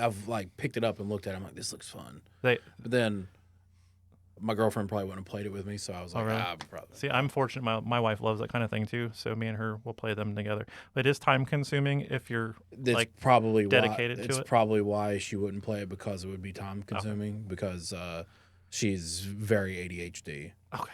So like anytime I do get her to sit down and like if we do play games, they're relatively quick. She's not a video game person. She likes to play card games and stuff like that. She'll play like board games or whatever, but like if they're like super long, she's not into it. So not a good candidate for Risk. No. She might be Mothra instead of Godzilla and destroy the board. All right. That leads us to number 6, man. My number 6 would be, I'm going to have to go with just Pokemon. Just like the Pokemon games in general. But the first Pokemon game I ever played was Pokemon Yellow. On the Game Boy. On the Game Boy Color. Okay, I was going to say, are you talking about the card version or the Game Boy version? I had the cards, but like whenever I was first like getting into Pokemon, like I didn't know how to play like the card game, so I just collected them at that point. I don't collect them anymore, but yeah, Pokemon is specifically Pokemon Yellow was like the first like Pokemon game I ever played, and I had like the special edition Game Boy Color with the yellow and blue Pikachu one that was super cool. But I also had like I had red and blue also, so because I don't know how I got them, but I had all 3 of them, and then I also had like Ruby and Sapphire for whenever I got to like the Game Boy Advance. I had gold and silver and crystal, so like I had all of them like growing up. It's all the same thing, just different colors. Yeah, there's some much. certain games will have Pokemon that you could only get on that one out of like, so then that would require you to like trade with other people. Gotcha. So that kind of forced the community aspect of playing the playing this solo game of being able to trade Pokemon, because like some games will have like I think then like with Red and Blue, one of them you could only get you could get a Mankey in one of them, I think in Fire Red, but in Leaf Green you couldn't get a Mankey, but you could get like a Sandshrew or something like that. So in order to be able to completely fill your Pokédex, you would have to like trade with someone else to get the Pokemon Like that were. the actual game you have to trade, or the Well, then on Game Boy Color you would have a link cable, Yeah. and then you would go to the Pokemon Center. You would go upstairs, and then you would do it that way. But now you can do everything like wirelessly and stuff like that. Oh. Or you can even like trade specifically just on like Pokemon Home. But yeah, clearly another thing I know nothing about. That's one of those franchises that really has lasted Oh yeah. decades. oh, my headphones went out right then. Are they back? Are you good now? No. Oh, there we go. Now we're back. Okay. You're good now. I was like, wait, I'm going deaf. But I mean, like I said, Pokemon's just one of those things that's lasted like decades. Yeah, and it just keeps getting stronger to that aspect, man. Yeah, I mean, I'm a guy with a Gengar hanging off of his fanny pack. So yeah. Like I said, I remember it growing up, and then now my kids are, of course, Pokemon Go. We're out doing it, at least once a week anymore. But yeah, it's just kind of cool. I didn't have a Game Boy or a Game Boy Color, but I do remember the craze behind that. The newest generation, the Generation 10 just got announced a couple days ago, Winds and Waves, and they showed the 3 new starters. And I'm obsessed with the little fire dog because he looks dumb as hell. He has like just like a blank look on his face, and I'm like, that's who I'm choosing. The other 2 look sweet too, but I was like, That's your dude. he's going to be the first one that I choose for the first playthrough. Nice. Sure. All right, so my number 6, I'm going to start dipping into that digital age and going back to, let's just say 1986 at this point. Damn. Damn! I know. We just got electricity installed that year. But I remember having to go to other kids' house to play this, but it was fascinating for me. And that was the original Super Mario Brothers Duck Hunt combo game. Oh, hell yeah. Hell yeah. I and- played the hell out of that game, too. The original Super Mario Brothers, man, I don't know how many, and it wasn't like games now. You had X amount of lives, and when they were gone, you started from square motherfucking one again, man. Like you learned how to run those first like 4 levels like flawlessly after a while, and it got to you had to get so good at the game, but at some point you were still exploring parts of that game for the first time because there was no save, there was no jump back in, and the hours of fun playing Duck Hunt with that laser gun that kind of worked some of the time. Sometimes. And you got your buddy on controller number 2 controlling that second duck so it kind of stayed in place so you could get that high score. But for me, that original Mario Brothers, man, on the original Nintendo, that's kind of where it was at. So Mario Brothers and Duck Hunt were the same game? Yes, they were a combo game. was They a came on combo the game. same cartridge and you could play them So you both. didn't have to swap. Right. Okay. All you had to do was unplug that one controller and plug the gun controller in slot number 1. So Okay. Cool. Number 6 for me. number 6. So, you talked about Uno earlier. Mm-hmm. This isn't Uno. But that's like a game of luck. Most card games are games of luck. Traditionally, yeah. I don't like... There's a little bit of strategy to it, but it's a lot of Primary. It's primarily luck, but in the way you play your cards is the strategy part, but a lot of luck. So I don't like games like that. I like games where it's predominantly strategy. You sound like my group's dungeon master. Sometimes we get together and just play regular games. Like if for whatever reason, 1 or 2, like if 2 plus people can't get together to play that week, the rest of us will sometimes get together and just play regular games. And he doesn't like games that have more luck than strategy. He fucking hates it. I would get along with him. I'm also super fucking competitive. So Yeah, same. games of luck and me just don't mix. Like I'm the one that would flip the table because of a fucking draw 2 or something. I don't know. Number 6 doesn't have any of that. It's a game called Scatagories. Have you ever heard of Scatagories? I've heard of it, but I've never played it. Okay, so there is how many letters in the alphabet? How many letters in the alphabet? 28? 27. 20. See? Okay, fine. You all laughed at High me, but not 20s. one of you could agree. It's 26. So there's a 26. Because I was waiting for There's- you to say it like a 20-sided there's- die, and I was going to be like, Yes. you'd be good in Dungeons and Dragons. It's a 26-sided die with each one of the letters of the alphabet. You roll that, and then that determines the letter for the entire game. And then there's 12 categories, and each one of them you have to put color would be number 1, and you roll S. You now have to list a color that starts with S, and then after you're done listing all of them, and there's a timer, you go around and everybody says what they are. If anybody repeats, those don't count. If anyone disagrees and says, no, that's not a fucking word, or no, that doesn't count. Most elaborate strategy to the game I could possibly think, I would put some off-the-wall shit, but I always win because I'd argue it. But that's categories. That's the game. You literally list words that go with that. It sounds like a game me and my friends would have enjoyed playing, but then also would have caused a lot of fights. That's what I'm. And it sounds like he likes playing the game for the fight at this point. Like No, to outsmart other people and win. That's why I like playing. That's fair. That's fair. I'd have to be like, fine, I'll play, but if we have to use a dictionary to figure out what your word is, it doesn't count. You can get fun with it. And also, the more, like, if you use S, if you use a color or whatever the word is, multiple S's, that's more points. So you can end up getting 12 points for one fucking category just because you're smart enough to make it work somehow. Because there's no rule that says it can only be a word. It just, maybe there is, but we never played if so. But yeah, so categories, that's what it's called. Super Sunrise Sephium. Exactly, see? Okay. Okay. Slithering Snake Silver or some stupid shit like that. That's definitely made up. That's definitely made up. All right. Number 5. Number 5. I have for number 5 all of like the video game versions of like the Dragon Ball games. Specifically like the Tenkaichi series and the Xenoverse series. Also including Dragon Ball Z Kakarot.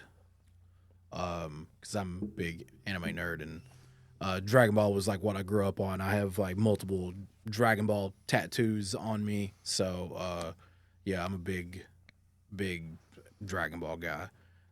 Especially like you were talking about that hunting game where it came out, you said in 2017. 2017. And they're still like adding stuff to it. Yep. Xenoverse 2, I played the first one, and then I also played the second one. The second one came out in like 2014.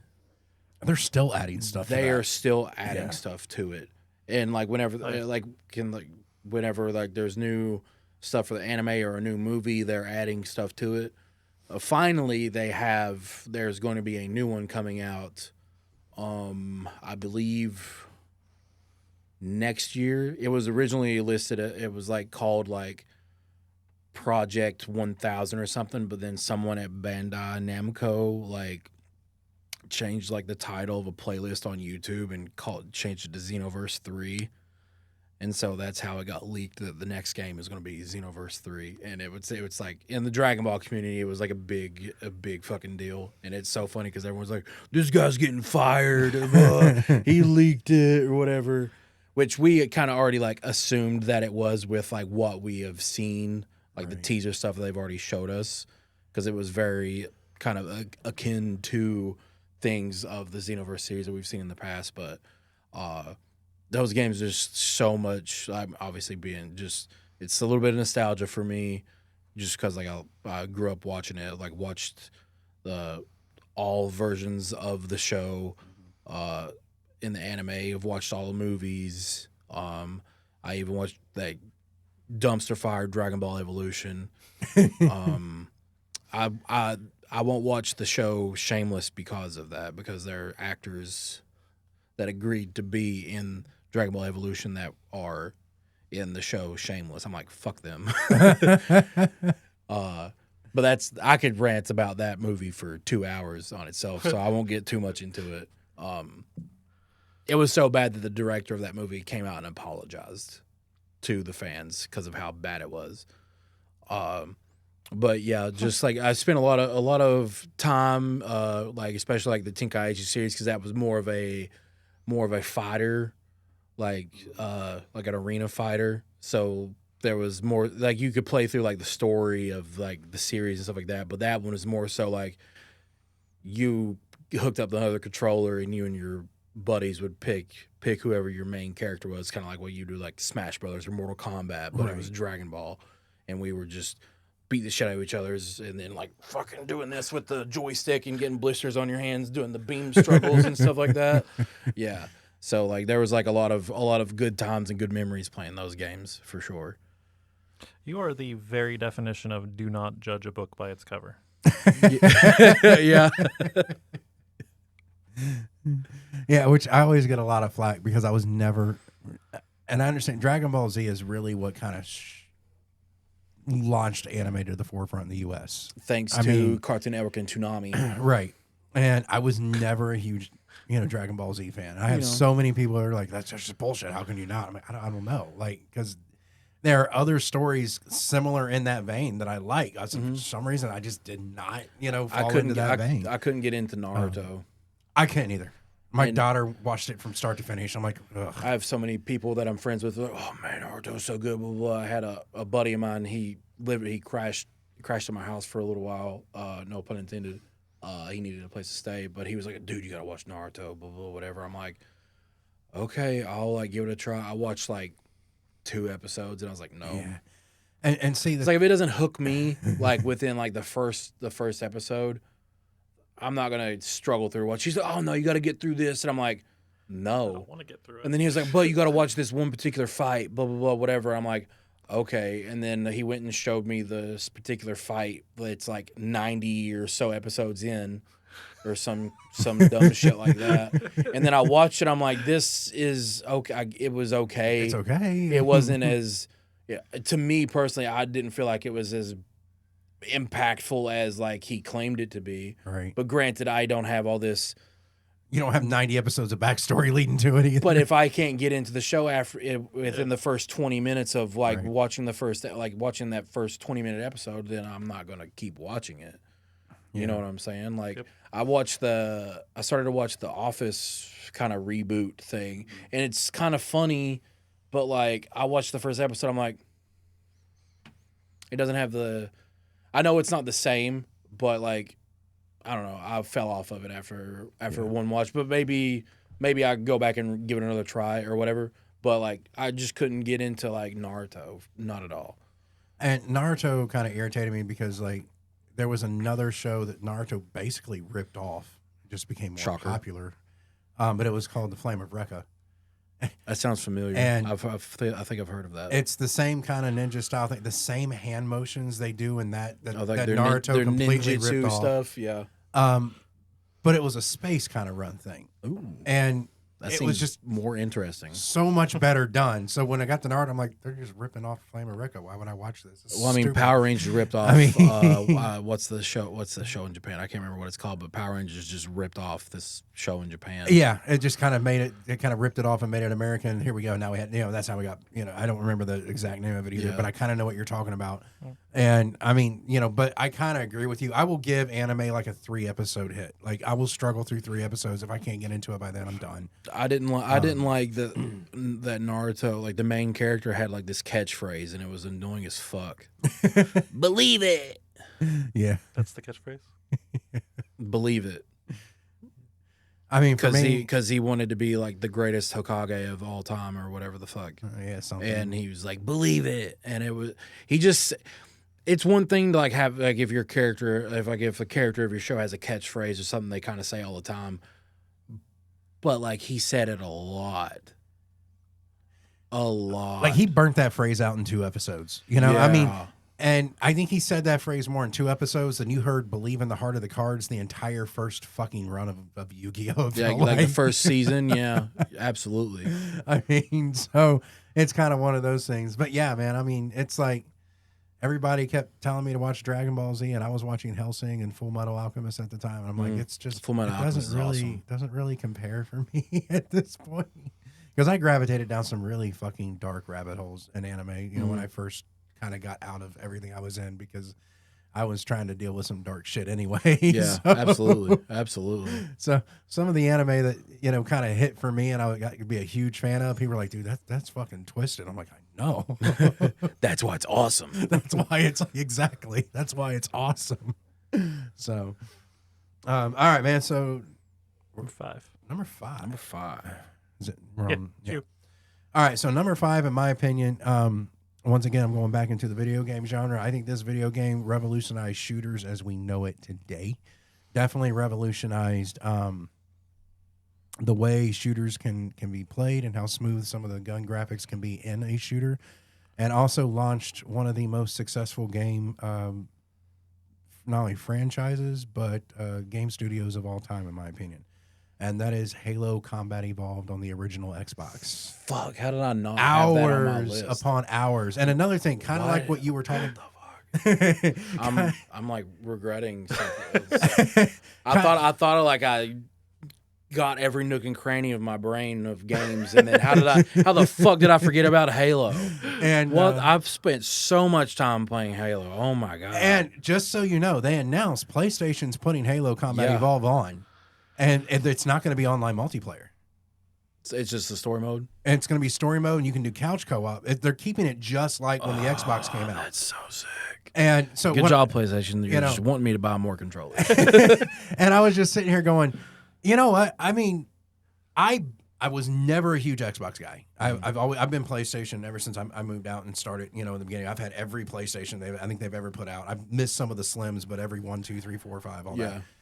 And I bought an Xbox just so I could play Halo.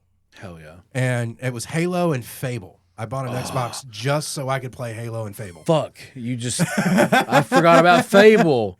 Dude, They're doing it. They're remaking Fable. They're like Yeah. they're like redoing it, and it the little bit I've seen of it looks so good. I'll be honest with you, so dude. sick. Fable is what launched me into RPG games. Like that was kind of my first real launch into that genre. Fable's so dope. Especially like the high fantasy RPG games for sure. So I'm definitely going to be buying, you know, Halo Combat Evolved when it drops on PlayStation. That's no big deal. But what Bungie did as almost a nobody in that space, the way the game played out, the smoothness of the gun, the way the guns handle, it really has never been replicated, but it forced everyone to get that much better. And I remember getting with buddies, and we would have 12 Xboxes like chain linked together because that was the only way you could do it. Oh yeah, the LAN parties, those huge LAN parties. That was the only way you could multiplayer that stuff. And so I remember you'd cram like 4 or 5 TVs in one room. It'd be all hot and sweaty with pizza and 2 liters of Mountain Dew all over the place. And full monsters, like OG monster flavors. There was a guy I worked with, and he had what he called the game room, and it had I think literally had like 12 TVs in it, and all of his buddies would bring over Xboxes. He had like 2 Xboxes, so when I went over, he would just plug an extra one up for me. And I remember I hated the controller so bad that I went and bought an adapter so I could use my PlayStation controller on an Xbox. That's wild. I miss the fat like OG Xbox controllers. And those are so sick. And I've got 2 of those at the house because I found an original Xbox that I bought about 2 years ago. That's it was awesome. still in working condition, everything great. That's so sick. And I got 3 games for it. I got Dark Watch, I got Halo, and I got Fable. You know, so I can still play the original grainy as shit fucking graphics. And when you go back and you load up the original Halo now, you're like, this is the most blocky bullshit I've ever. This is like I'm playing Minecraft in 2025. All of a sudden, it's so weird looking. But at the time, though, it looked so sick. Fucking great. And like the 12 guy freaking LAN parties we had. And the hour, I mean, we would get there at like 5 in the evening, and we would all be staggering out of his game room at like 7 the next morning. Like, I go home and get some sleep, you know, type shit. But it was a lot of fun, man. And when it comes down to just the memories, and if somebody ever came out and went, hey, I've got 12 Xboxes at the house all LAN together, we're going to do some OG freaking Halo. I'd be like, I will let's bring go. the Little Caesars. I will bring the Little Caesars and the 2 liters. Exactly, man. Everybody pitched in $5 for that hot and ready pizza. Let me know how many pepperonis and sausage and cheeses we need to get.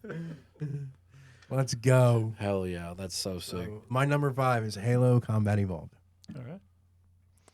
My number 5 is a 4-player game. It requires 4 people to play. That's why I don't get to play it very often. It's not a video game. It's a card game. Played it a lot in the military when we weren't playing Call of Duty. If we didn't have the Wi-Fi or whatever to play, we'd break out some cards and play spades.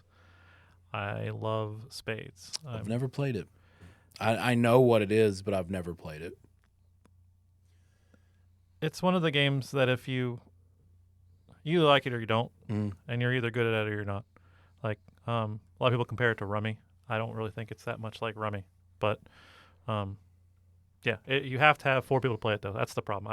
I don't have 4 people right now 3 people right now that I could play it with. Otherwise, I'd probably play spades at least 2-3 times a week. Force your family to play with you. We're gonna play. You're playing games with Dad today. No, because then my son will probably beat me and I won't like it. So just like you did with Monopoly. See, the only time anyone asked me if I wanted to play spades was, and you'll understand when I say the other 3 people were black, and I knew better than to sit down and play that game because I have heard story, and the only other thing is I was at work. And Jay was like, "You play spades?" I'm like, "No." He goes, "Why not?" I'm like, "Because the only time I ever got offered to play spades was with 3 black people."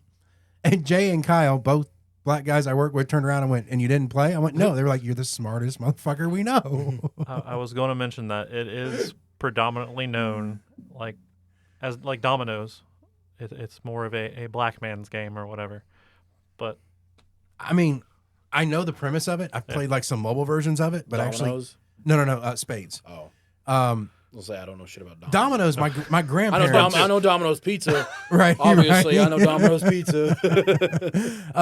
Like my grandparents would play dominoes. I remember watching them when I was a kid.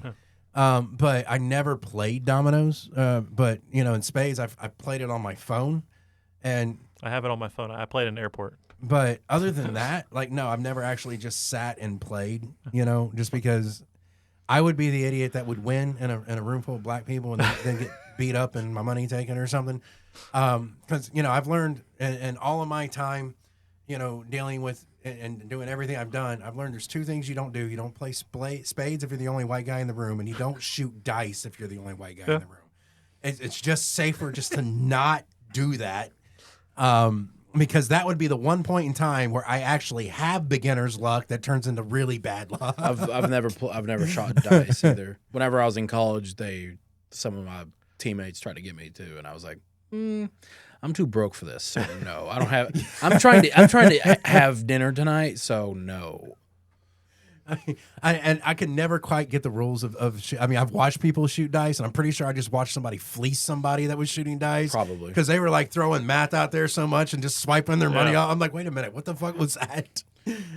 Dice has too much luck involved still for me. Spades, strategic. But at the same point in time, though, I've always wanted to sit and play, spades. Yeah. It's just kind of one of those things where, and I have plenty of black friends that wouldn't, but it was always like a black friend of mine and his auntie and his grandma. And I've heard stories of grandma damn near cutting people over that game type thing. It can get intense. I can just hear her going, "I just fed you. I'll cut it the fuck back out of you. You play that next spade. I swear to God, I will." And I probably believe her. She was a super sweet old lady until I laid down that spade card, and then what the fuck happened? But yeah, it's kind of one of those. It's definitely, I think, I don't want to say it's a cultural game. I think there's a lot of different people who play it, but I think it can be because that culture has perfected the game. That reminded me of kind of a game that I know not a lot of people has heard of, but a lot of people from back home play it, especially people on my dad's side of the family. Card game called Rook. Okay. It's for half a second I thought you were going to say euchre. I've heard of that, but I don't know how to play that. But it's something that everyone would play. Every family get together, after if it's Christmas, after all the presents are done, everyone's ate. They set up a Rook tournament. They are playing till well into 2 or 3 o'clock in the morning. like Mama is like drinking coffee so she can stay up and play. Yeah, she's usually in bed by the Wheel of Fortune. Yeah, but she's in the finals bracket. Damn it. Yeah, because her and my cousin Brian, they always it was always the same, always the same people paired together and were teammates. Right. Because it was a 2v2 game, so 4 people played. So like it was always like the same pairs always played together every like family get together, and Brian, he's like the oldest grandchild, so like he has like a different kind of relationship with my grandmother, my mama is what I call her. Right. It's what we call her grandparents in the South, mama, papa, you know. But like they always paired off and were like teammates every time they played Rook or whatever, and it definitely, like you said, like spades is like a very kind of a culture game. I feel like Rook might also kind of fall into that as like, at least for like Southern white families, at least maybe, I don't know, because like I've talked about Rook before with other people and they didn't know what the fuck I was talking about. I've played it, and I think that's kind of a Select cultural people / regional type thing. Yeah, probably more regional than cultural. Yeah. than anything, but yeah, because like I've also talked to people that are farther south than Kentucky, and they also didn't know what the hell I was talking about. So it's definitely a regional thing, but it's something like we did like all the time. Like we'd have like free time at school, and people would bring cards, and we weren't technically allowed to play poker like Texas Hold'em or whatever. So like people would bring Rook cards, like if we had like free time, and they would let us play games or whatever. Right. So it was always a good time. That's another game that they can get pretty heated, especially because people have different strategies on how they want to like try to play the game and different things like that. So a lot of that is just getting a good partner that's going to be on the same wavelength. Yeah, that's a huge thing. That's the reason why, like with my family, it was always the same people that paired up and played together. Right. Because they had like the same kind of like game plan and strategy, how they like tried to like play the game. Because old school way of playing that game, like the Rook card is worth 20 points, so like you want to try to fish out the Rook card first. Oh yeah, it's like an old school thing. For me, whenever I would play it, I always try to save it for last, so then maybe I can try to trump and get like a huge glob of points like at the tail end, and maybe push you up over the top. Over the top. That was like my thought process behind it, but my Sylvester Stallone movie, Over the Top. my family members that played it, they always play the old school way and like trying to fish out like the higher pointed cards. Get that lead in the beginning. Yeah, and then try to like coast that way. I'm like, nah, I'm trying to get a to do the upset. Yeah. So, and they did not like it. They're like, what are you doing? What are you doing? What are you playing like that for? I'm like, this seems better. This seems like a better strategy in my head. Did you win? Against them, no. I won a lot in school, but like going against them, like we also had like different rules because like in school we would play with quote unquote baby Rook, which is ones, because ones were worth 15 points. But the old school way to play, you don't play with ones. Mm-hmm. So, yeah. Is that your number 4? No, that was just. I know. That was just a add-on. That was like an add-on honorable mention, I guess, because like I didn't even like it was out of my brain until he was talking about spades, and it made me remember Rook. So then we got number 4. Yeah. Number 4 is the Final Fantasy series, specifically 10. 10. 10 Okay. was the first one that I beat. Okay, all right. Because the first one I ever played was 7. I'll say 7 classically sticks out in my mind. 7 was the first one I ever played, but whenever I was playing it, I was like really young.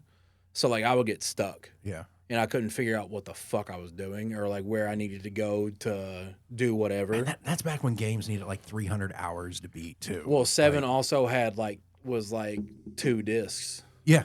So. Yeah, I remember Final Fantasy VII, Chrono Cross, and Wild Arms were all dual disc ones you had to get. Mm-hmm. And, for me, it was Final Fantasy VII, Final Fantasy 15 were the 2 big ones that stuck out. Final Fantasy X was the first one I ever beat, and just the story was just so good.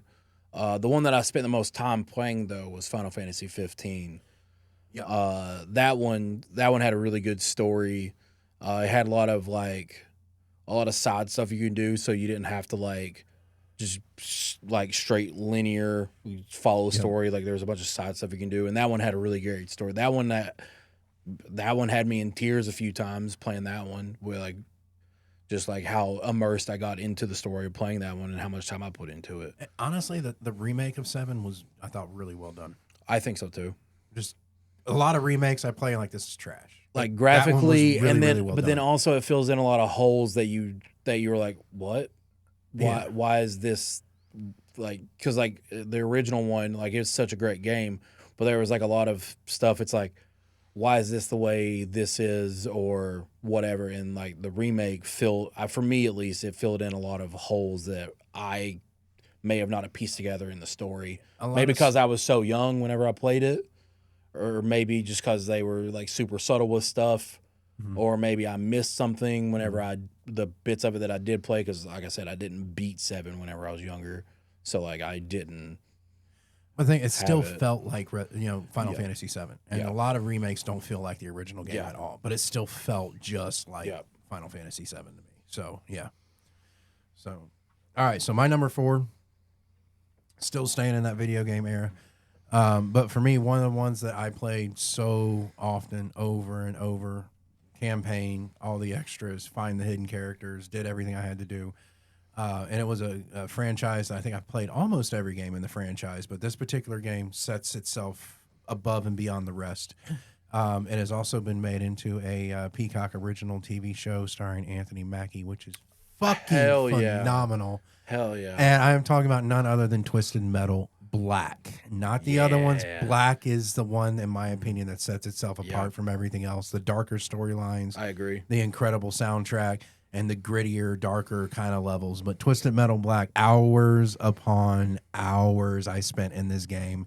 I still have this game on my PlayStation 5. I went back, re-downloaded it, got it. Still play it to this day. Still have a lot of fun. Still remember all the freaking areas. And the cheat codes still work in the 5 game. That's awesome. Which is awesome, man. So God mode, unlimited ammo, everything still works. And it never really took away from the game, but if you ever just want to sit back and just destroy and demolish everything under the sun, because for me, the big thing we always strove for was to see who could get the Ferris wheel to roll all the way down the hill and off the map. Hell yeah. So yeah, absolutely, man. Twisted Metal Black comes in number 4 for me. Oh, yeah. We've talked about that previously. Yeah, I think that made my top 10 best video games of all time list as well. So yeah. All right. Number 4 for me. When you think strategy, this is probably the first game that comes to most people's mind. Stratego?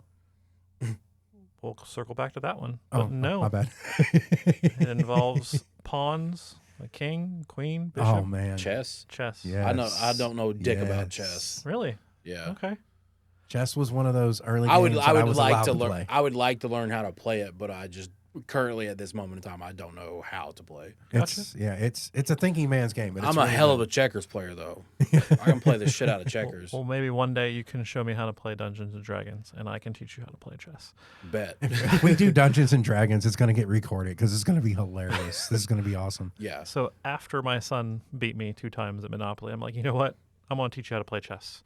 And I taught him how to play chess. He doesn't really play that much. But I used to, I taught my grandma how to play. I made her play with me when I was younger. I was a grandma's boy. I learned in 10th grade from my design teacher. He had a chessboard that he would play after, we called intermission or something. I would go in there after class, and he taught me how to play. And ever since then, I've just been, I love chess. But it goes back to, I don't have anybody that will play with me. Either they don't know how to play, or they get mad because I know how to play. Yeah. So Yeah, and the messed up part is, like, growing up, I played a lot of chess. I was really good at playing chess. I was better than all my friends at playing chess. And now my brother-in-law can just mop the fucking table with me in that game. And, so, yeah, Dustin, I know you listen, you dick. But he's actually, like, way, way better than I am at it. But it's still a really fun game. It's definitely, you got to think 2 to 3, sometimes 4 moves ahead of where you're at to try and make this game work. And it's just kind of one of those, you want to talk about a game that's lasted the fucking history of time. Holy shit. And it's still fun once you realize the rules. And it's very, very strict on the rules and very unforgiving when you make a move that you didn't anticipate and you landed in where you landed at. So It's also kind of Dungeons and Dragons, also. If you think about it, yeah, kind of a little bit. especially if you have like a DM that's a very a rule stickler, which I like to, but then also I like to have a DM that has that really falls into the quote unquote rule of cool. Yeah. You know, like if whatever you're trying to do is cool as fuck, he'll Yeah, we'll let that slide. Okay, he'll let the rules bend or kind of There's none whatever. Of that in chess. No. There's none of that in chess. Oh, I know that much about chess that I know there's not that. But absolutely. But what if I wanted to just suicide bomb my queen onto whatever from across the board? It's that'd be cool, but no, fuck off. You can't do that. Look, all I need to do is move it up 4 spaces and then make the queen move diagonally. Look, it's one or the other, man. You can't, But I can end the game that way. Yeah, but you can't, I mean, but yeah, no. I mean, chess is definitely. I don't do speed chess though. I don't like the hit the thing. You have to there's that version. That's what the most competition chess. Yeah. I that's don't do that. I like to play the kind where I have time to look at the board. That is a whole nother fucking realm of thought process right there, man. I could play it. I've but I been don't hitting like the head that. way too many times for that. Listen, I've been wrestling for 13 years, and before that, I played football for 12. Yeah. Yeah, I mean, yeah, there you go. And I played running back and linebacker for most of that. So, Yeah. I was hitting people every single play. At this point, I'm surprised you're still moving around the ring as well as you do. I'm man. surprised I'm not a vegetable with wearing a helmet all the time. All right, man, we are in the top 3. Before we do that, though, I will let our guest choose left or right, and then we'll do our next Mary Fuck Kill. Let's go left. Move in again. Damn.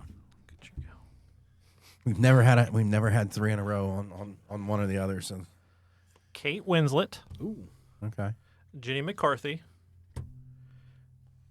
and Amanda Seyfried. I don't know who that is. I'm marrying Amanda Seyfried. Oh, Amanda Seyfried. She Show me a picture. I'm drawing a blank on what she's played in, but she's been in a lot. Yeah. And I can't remember what Kate Winslet looks like either. I also can't remember, but I do know what Jenny McCarthy looks like.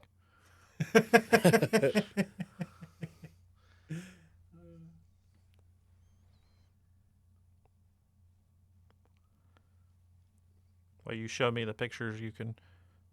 That's the Amanda Seyfried or whatever. Mhm. Okay, is that a recent picture? It was the first picture that Okay. showed up. How about that? I'm guessing that's recent. Are you looking for Kate Winslet? Oh, I did already. Oh. I was looking for myself. Oh.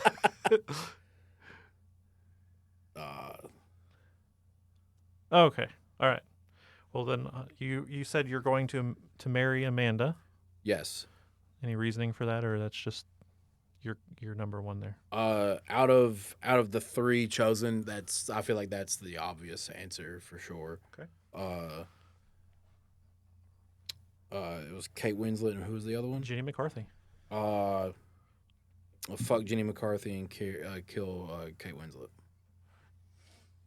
Okay. Any particular reason for that?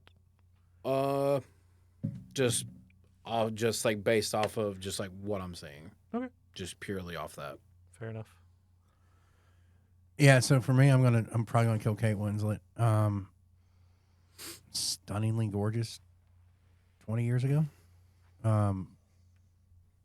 Just not in my cup of tea right now. I will take the night with Amanda Seyfried. I will marry Jenny McCarthy so that I can hang out with Mark Wahlberg. That's going to be isn't she married to Donnie?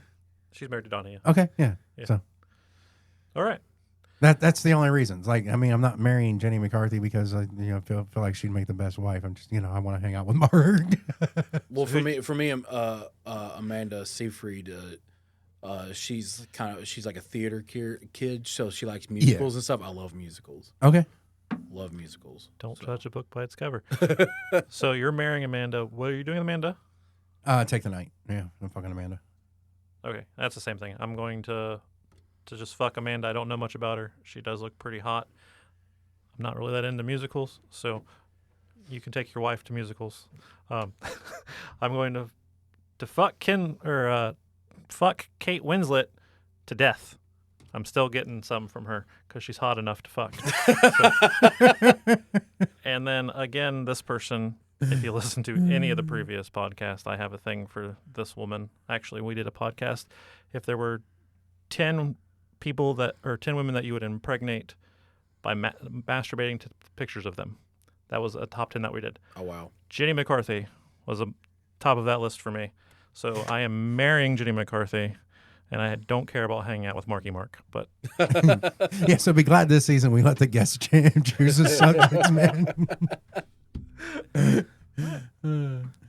But yeah, I don't know. So we all killed I Kate. I get the musical thing though, man, because like the first live I never stepped a foot into a theater until I was 19. In fact, the first movie above a G rating I ever saw was The Sixth Sense.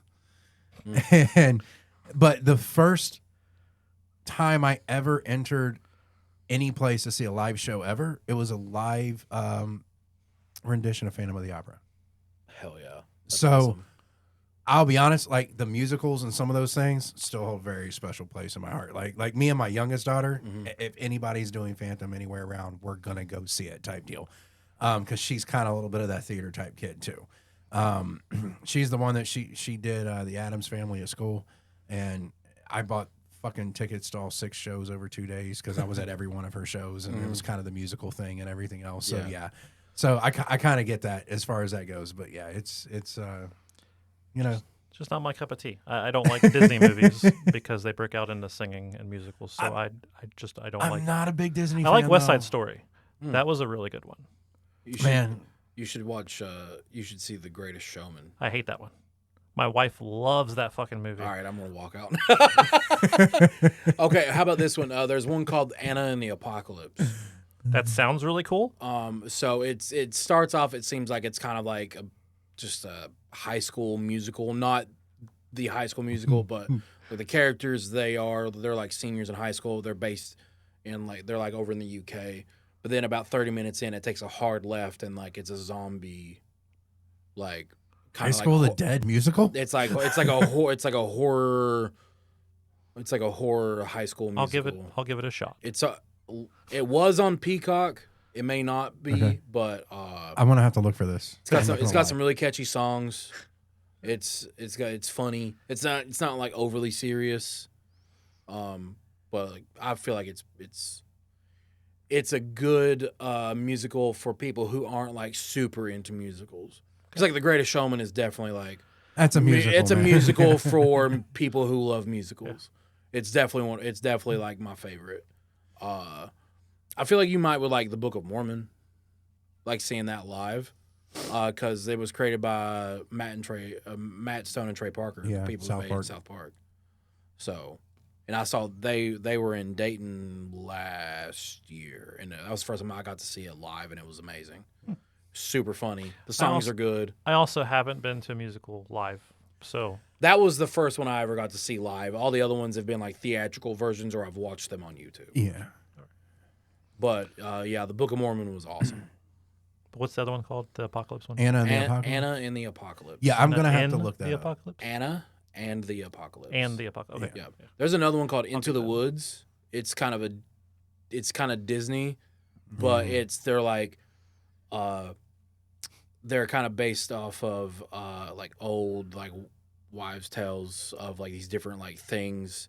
But it has Josh Gad in it, and it has a bunch of super famous actors and actresses in it, and they're all these are separate stories, but they get intertwined together, and it's it gets pretty dark. So that one's also pretty interesting. That one's on Disney Plus if you have Disney. I do. But that one is also very musical, but the story and everything gets pretty dark. So I mean, if you like that Dark sort shit. of stuff, it's at least worth looking into. Right. To at least maybe dip your toe into the pool of musicals. If I end up liking it, my wife will love you because she likes musicals. I'm like, you watch it by yourself. You're welcome. But I'll be honest though, I'll have to look up Anna and the Apocalypse because like my youngest daughter, like said, we still do some of the musical stuff. Everything she does at school, I buy tickets. We get tickets to almost every show, and but she will also. We've also sat and watched Squid Games, everything on Squid Games, everything on Alice in Borderlands. Like we've done the live action and the anime. So I think Anna and the Apocalypse probably right down her alley. Quite honestly, It's pretty sweet. Sammy put me onto that actually. Okay. Sammy's a big musical guy, and so is Damian Chambers. Okay. So, dude, if you're going to be an actual hardcore wrestling fan, you're going to have to dip your toe into that musical arena, bro. Yes. Oh, we all went on a boy date and watched like whenever Wicked first came out. I'd already went and seen it, and then all of us we went and saw it together. That is one that I have no desire to go see. I would have paid just to watch you guys watch that movie. It was. I really enjoyed it, and the second one was awesome. The second one was even better than the first one. Okay. Though it was just the whole Wizard of Oz story that didn't appeal to me for some reason. Well, it's not about the Wizard of Oz story. It's about the other side of the Wizard of Oz story. Right. And like the origins of kind of prelude of it, it's right? the origins of like how the Wicked Witch of the West and Glinda the Good Witch became to be and everything like that. And then the newest one, like you see glimpses of like Dorothy and stuff, but you don't see like she's not very indicative into the story. But you learn how the Cowardly Lion became the Cowardly Lion, and the Tin Man became the Tin Man, and then the Scarecrow became the Scarecrow, and like you learn, and obviously in the first one you learn how the flying monkeys became flying monkeys and all this stuff. That would all immensely appeal to me if it wasn't a musical. Like that sounds like amazing to watch, but then I think of them singing about it, and I'm like, I don't want to watch this anymore. Well, I mean, they don't sing about every second. I mean, there's a lot. I mean, you could read the book because it's based off of a book from like a long time ago. Yeah.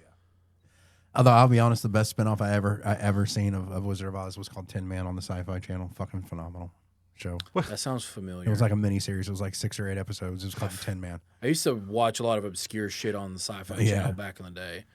Tin Man and Eureka were the two best shows that ever came out of Sci-Fi. I remember Eureka. Eureka was fucking phenomenal. Anyway, all right. Yeah, back to the list. Back to the list, number 3.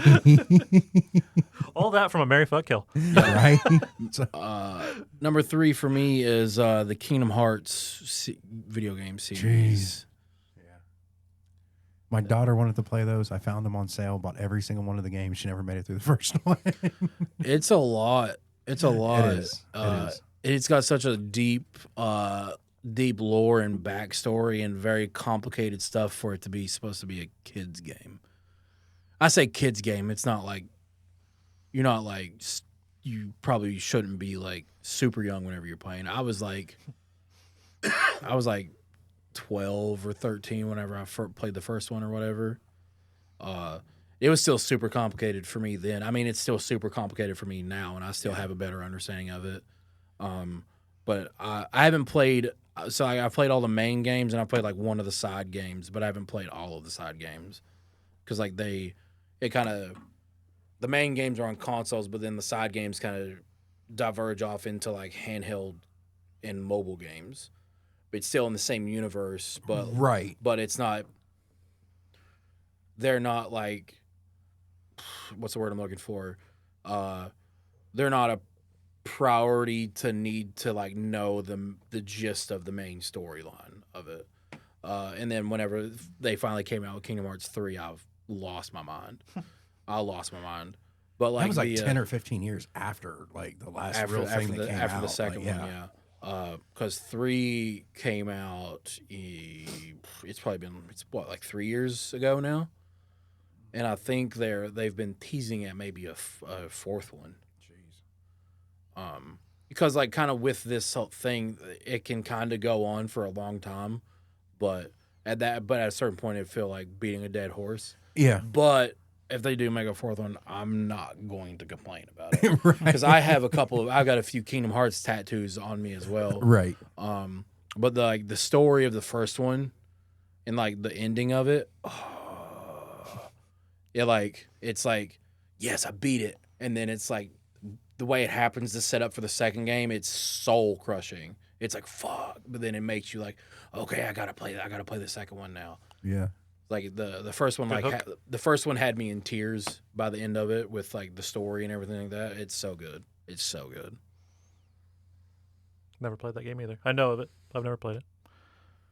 I think the most excited I ever got for that game was when the PlayStation VR came out and they had a trailer / walkthrough for the third game that they put on the VR where you were just kind of in that whole world for a That's second, awesome. which was really, really cool.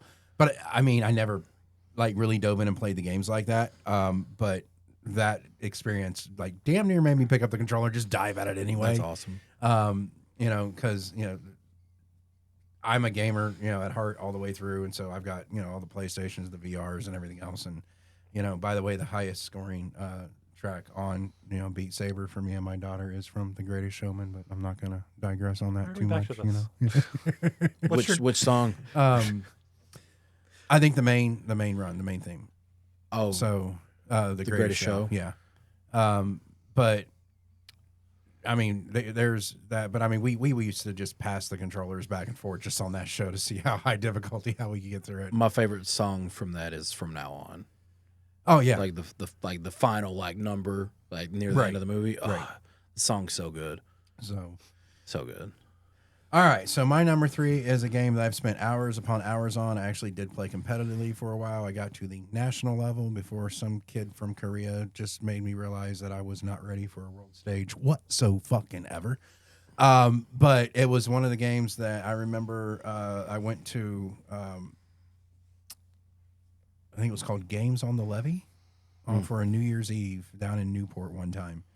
And they had this arcade standing there, standing there with this game. And I stood there for literally 4 hours destroying everybody that came up. And at one point, one of the guys who came up and played me almost beat me. He's like, you need to compete. And he handed me a card, and I shoved it in my pocket, went about destroying my night. I was half drunk. When I got up the next day, it was actually information on how to get into the Major League Gaming and apply and show and this and that. And for me, that game that I literally spent hours upon hours mastering was Tekken Tag Tournament. Hell yeah. And my characters for Tekken Tag Tournament was Eddie Gordo and Horang. And those were the two I mained in that. And it got me all the way through, regionals and quarter nationals. And then the national stage, I got my ass whooped like I never picked up the controller in my life by a kid that was probably 8 years younger than me. But it was a lot of fun, man. I made a lot of cool friends. And, Hell yeah, it was a great time. I still play. I've switched over to the not the controller setup, but the gaming stick, the gamepad setup for that. And, I still play Tekken 8 and still play online. I still find people around the world that make me look like a bitch in the game without a doubt. But man, when it comes to those classic arcade fighters, in my opinion, there's 3 that stand out above all the rest. And it's not going to be the 3 everybody thinks, but it's going to be Street Fighter, Tekken, and it's going to be Guilty Gear for me. And that's going to be the 3 fighters that stood out the biggest for me. And I know I left Mortal Kombat off that list, and nothing against Mortal Kombat, but I always gravitated a lot farther into Guilty Gear than I ever did Mortal Kombat. Because in my opinion, Mortal Kombat and Street Fighter, it was the same setup, same button kind of, style. One was just more gruesome than the other. So in my mind, I kind of put it to the same. And I always was a little bit more partial to the Street Fighter characters than I was the Mortal Kombat ones. So Yeah. But yeah, so Tekken Tag Tournament. Perfect segue, because my number 3 is Mortal Kombat. Mortal Kombat Of course, was it ECW, is a fighting game. and WWE was PG era. That would be Street Fighter. That's the difference between the two. It's not just more gruesome. Mortal Kombat was far different game than Street Fighter. But anyways, so yes, if there was one video game that I could play for the rest of my life and I couldn't touch any other one, Mortal Kombat would be it. Not the first Mortal Kombat, just Mortal Kombat in general. I guess Mortal Kombat 12 is the most recent one, I think. I think so, yeah. Yeah. So I guess that would be that one. But Mortal Kombat, I've always loved Mortal Kombat. Mortal Kombat 2 is actually my favorite because that was where my favorite character of all time, Baraka, debuted in the game, which he's debuting in the Mortal Kombat 2 movie coming out this year. So I'm fucking psyched for that too. But yeah, so Mortal Kombat is my number 3. Hell yeah. I love me some Mortal Kombat. Thank you. Yeah, and like I said, I always mained, Horing and Eddie Gordo, but King and Armored King were two of my easy backups ready to go, man. Absolutely. Because if you could get the combos down, you could absolutely annihilate someone and never get touched. It was fucking amazing. Which, sadly, that was the combination that fucking destroyed me in Nationals. So anyway, yeah. Brings us to number 2. Number 2 for me is Dungeons and Dragons. Okay, all right. Dungeons and Dragons is number 2 for me. I'm still relatively new into the world of Dungeons and Dragons. The first time I ever played it was 2019. Shout out to Big Pound. He was the one that he ran the game for me and the group that we were playing with initially and learning how to play. Was awesome, and I fell in love with it ever since then. And I wish I would have started playing it way sooner. I have so much fun playing it. I consume more content that's Dungeons and Dragons related than I do probably most of anything. So, do you listen to Critical Role? Okay, yeah, And It's such a great and Dimension podcast. 20, Yeah, and like a few of other not as big well known ones like on YouTube from other like people that I've just stumbled upon and found. And then if have you guys watched Ted the show? Oh yeah. Well, the second season is out, and the most recent episode I just watched had Brennan Lee Mulligan in it. Okay. And which was awesome because he's like the characters, they were like out of weed, and so they were like, oh no, like our normal guy's out of town. Well, what if we go to this other guy? He's weird. He seems like he'd sell weed. And they go to his house, and he's like, it's Brennan Lee Mulligan, and he's like normal, his like the guys that he's playing with, he's like being the dungeon master, and like they're like, I can't believe you killed me before we got to the temple, blah blah blah, whatever. And then like this whole group like leaves like, fuck you, man, or whatever. And so then they're like, what if we help you, we play your game and then you give us weed? And they're like, yeah. And then the whole thing is like they're it goes back and forth, but it's a lot of like they're like in like their character outfits, like whether they're like a wizard or which at that point they were probably going by like 3.5 rules, I think, or something like that, maybe 2.5. Yeah. So like Johnny was he was a mage and Ted was a bard and or whatever like that. So they were going through that, and that The was bard seduces. I remember you said that earlier. Yep. Yes. Bard seduce. It's one of the many things that Seduce. that a bard can do. Bard can actually can do like a lot of stuff, especially like if you like really dive into like the different subclasses and everything like that. But that's a whole nother podcast that we could do just on Dungeons and Dragons. You too, because I know nothing about it. I would just be sitting here listening. All right, so number 2, man. Number 2 for me is something that we did a lot of right around the second week of July, and the reason it was only played around the second week of July is because in the first week of July you had a little holiday called July 4th, and you always you saved all year long for the week prior to the 4th of July. Somebody in the neighborhood's dad was going to go to a fireworks store, and everybody pulled their money together, and he came back with an entire brown paper bag of bottle rockets. And you would set 2 or 3 bundles out for, the 4th of July night, and you had a lot of fun. But the real fun happened in the following week after the 4th of July, and that's called the Bottle Rocket Wars. And that's where you would...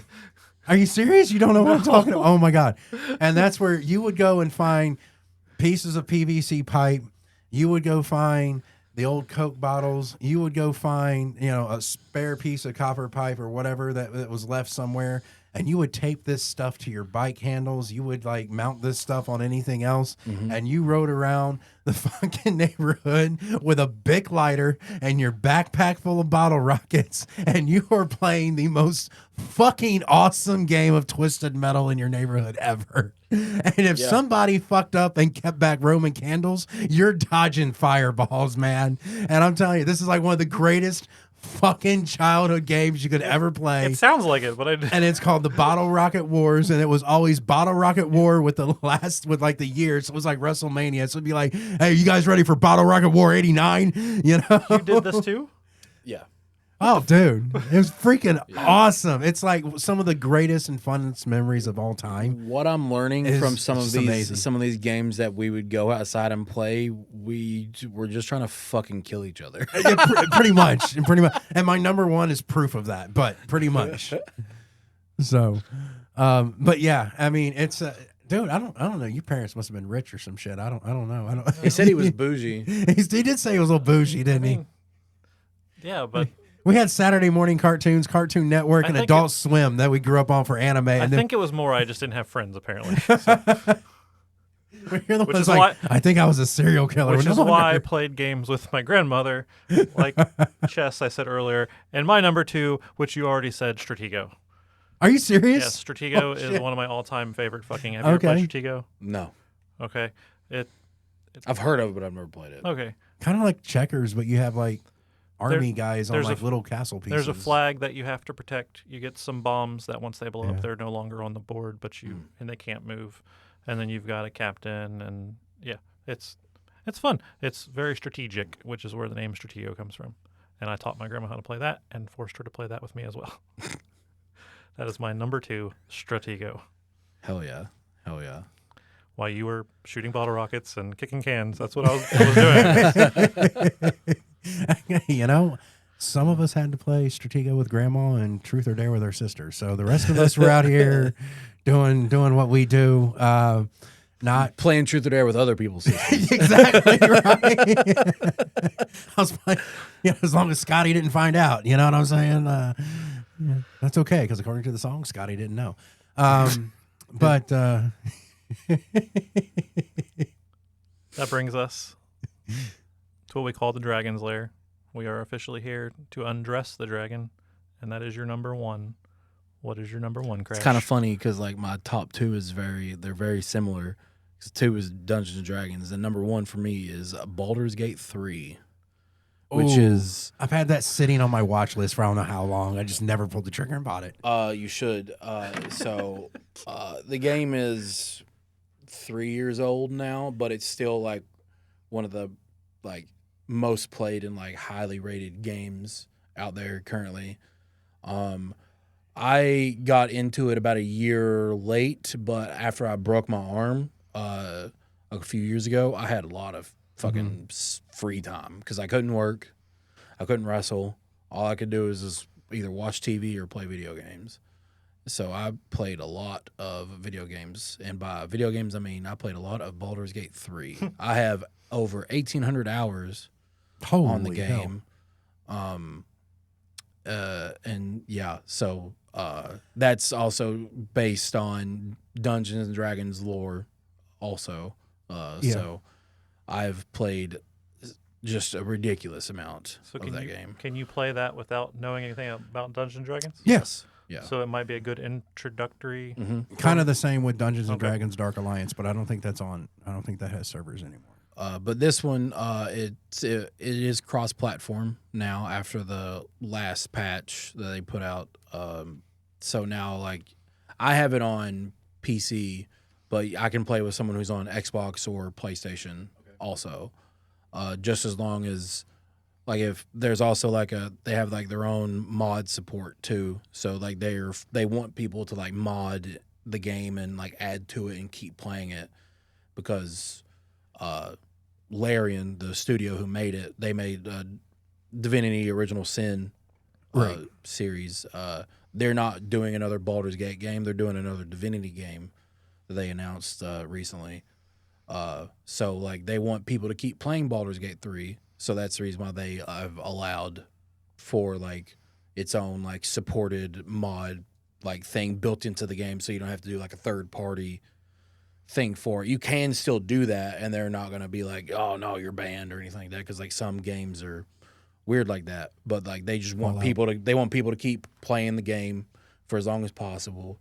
And, I mean, it's it's been out for like 3 years now or so, and you know, it's still $60 buying it on Steam or whatever. Yeah, it hasn't really dropped at all. But price-wise. but also like with all of the replayability and like how much content is in the game, it's worth the $60. Because like I said, I have over 1,800 hours on that game, and I feel like it's well worth $60 if I put that much time. Oh, yeah. If it wasn't good, Yeah. why would I play the game? If you're gonna break much? that price down by hours you played, you were micro pennies on Oh, on the yeah. time at this Yeah. point. Like I it's mean- insane, and it's so much fun because there's so much like replayability and everything to it.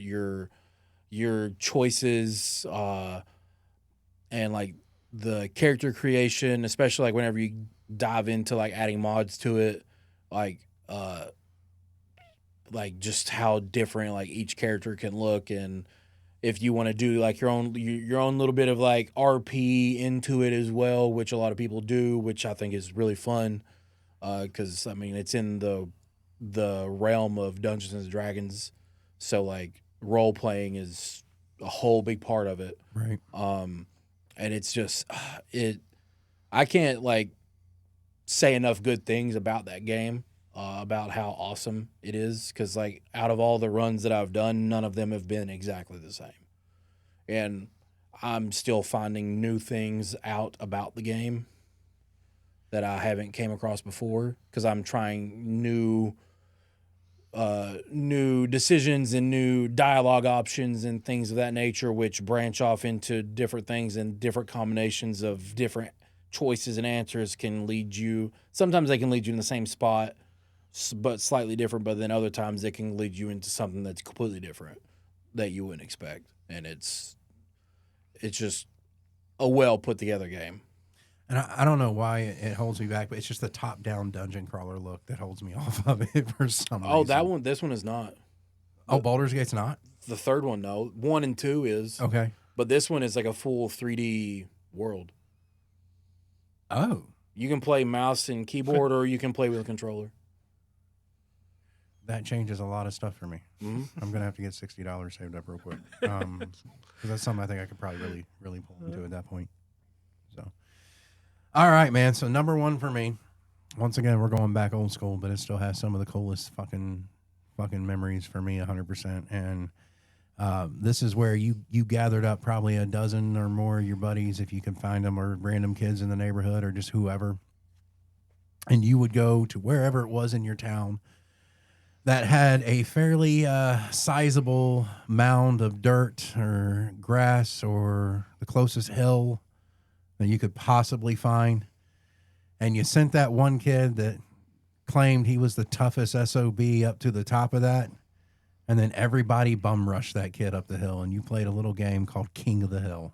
Hell yeah. And that King of the Hill was where your only job at the top of that hill was to shove as many people off of you and back down the hill as humanly possible. Yep. I know in my amount of time, I have probably witnessed, if not caused, 2 leg breaks, 3 arm breaks, countless rib cracks, and people. And it's basically a horde survival game in real life, where you just stood at the top of that hill and caused as much fucking carnage as you possibly could cause.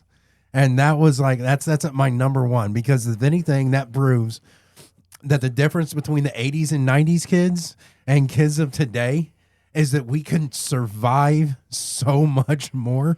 Whereas they can put that kind of carnage on screen, we lived that carnage day in and day out. Because if we weren't burning each other with a fucking upside down lighter because you wanted a brand that looked like a smiley face, we were chucking each other off of mounds of dirt. You should have combined the two. Should have combined the two. Yes. All right. I thought they both deserved their own spot on the Hall of Fame there. No, I'm saying you should just combine the two to play. Like, you should actually combine the two, as I'm saying. What, Bottle Rockets and King of the Hill? Yes, do that together. It's a whole different version. Dude, that brings siege weapons into this thing. This is kind of amazing. My number one has a little bit of contact, but not as much contact as that. and it may be argued that it's not a game, but it's called a basketball game. So It's a game. my number one is basketball. There's a pro league. How would you say it's not a game? Well, because for this list, I'm not three of us in this room, but somebody else could be like, "What? Basketball's not a game." Yeah, I'm it just is. saying. Oh yeah. Well, I agree. That's why I put it on here. But there's going to be somebody that's going to. That's not a game. Like one of the greatest athletes of all time, in my opinion, playing in So basketball. good. I'm glad we all agree. I played basketball for 10 years growing up. I wasn't sure if one of the three of us was going to. No, I just to played argue street that. I So, know. I noticed the Carmelo Anthony jersey.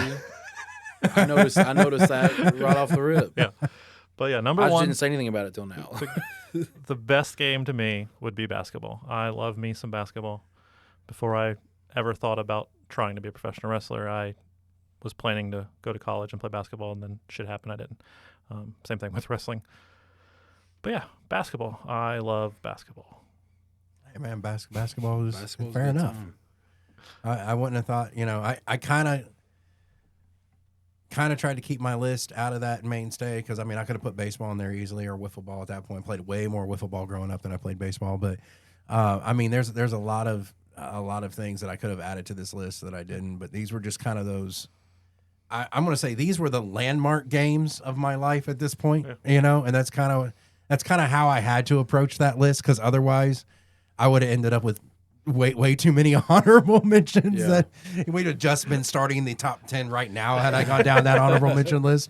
So I tried to do that whole list based on the landmark games of my life as far as which ones marked the significant either A, points in my life or semi kind of shaped me at some point in my life. And I'm sorry, King of the Hill, Bottle Rocket Wars, games like that is probably why I made it, as a bouncer when I was 19 and fresh out of a cult living in my car.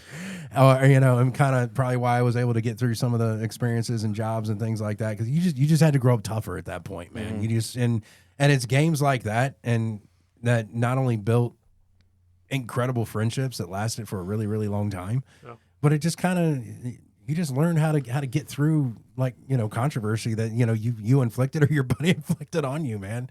There's life lessons in some of these games, damn it. Yep. Well, as always, we've matched on a few. You guys matched on more than I did, but we still had some matches on there. So And honestly, I wasn't sure any of us were going to match at all because I'll be honest, kind of like you, I had no idea what Crash was going to bring to the table game wise, and it's always kind of cool when you can kind of see, either how much you have in common with, people that are obviously in totally different walks of life of you, but how the interests still hit every walk of life. That's the most interesting thing about doing the guests this season on podcasts because Crash is the second wrestler we've had on. We've had authors on. Obviously, housewife, your wife was here, and just, housewife. Hey, what do you want me to say? What is I know she has a job and she does very well at it. But when you're looking at just kind of like main type roles as far as what that goes. Your wife was the mother we had on the show. How about that? Gotcha. That and your brother was on here and everything else, and just how everything we find commonality with everybody that's been on here, right? Yep. And that's it's just been kind of crazy that we all grew up differently, lives took different turns, but somehow we all ended up, except for the bougie one over here, played a lot of the same damn games growing up. All right. Well, Crash has to get to Lima to beat somebody's ass. That's right. So let's end with one more Marry Fuck Kill and wrap it up. That way we can get him out of here and get him on his way. Because I can see it now. He's going to pull into line like, hey, man, what's up? Just had the fucking weirdest goddamn morning I've ever had in my life. I ain't going to lie, dude. This doesn't even scratch top 10 of weirdest mornings I've ever had. Well, we failed. Shit. He's like, story time. There's this time I woke up with a goat. And, all right, right or left? What are we doing? Let's go left. Go left? Say it's 3 for 3. Oh, shit. Shit, for three for three. That's a first. But what can you expect by the, undefeated Yahtzee champion of the world? True. You know what I'm saying? All right. So we have Lucy Liu. Oh, hell yeah. We have Megan Fox. And Charlize Theron. Oh my God. Damn. That's a lineup there, boys. That's a lineup right there. That's a tough one. That is a lineup. Show me a picture of Charlize, please. Oh, really? I just can't remember what she fucking looks like. I know who it is, but. He might be face blonde. And Lucy Liu was in Kill Bill, right? That's the. Yes. Okay. She was the leader of the Crazy 88. Okay. And also Charlie's Angels. Yes, Charlie's Angels as well. That was my first introduction to Lucy Liu when I was younger. Okay. I'll go first because I think mine's going to probably be the quickest response. You two seem to be enamored with all three of them. I immediately hear Lucy Liu and I'm offing her.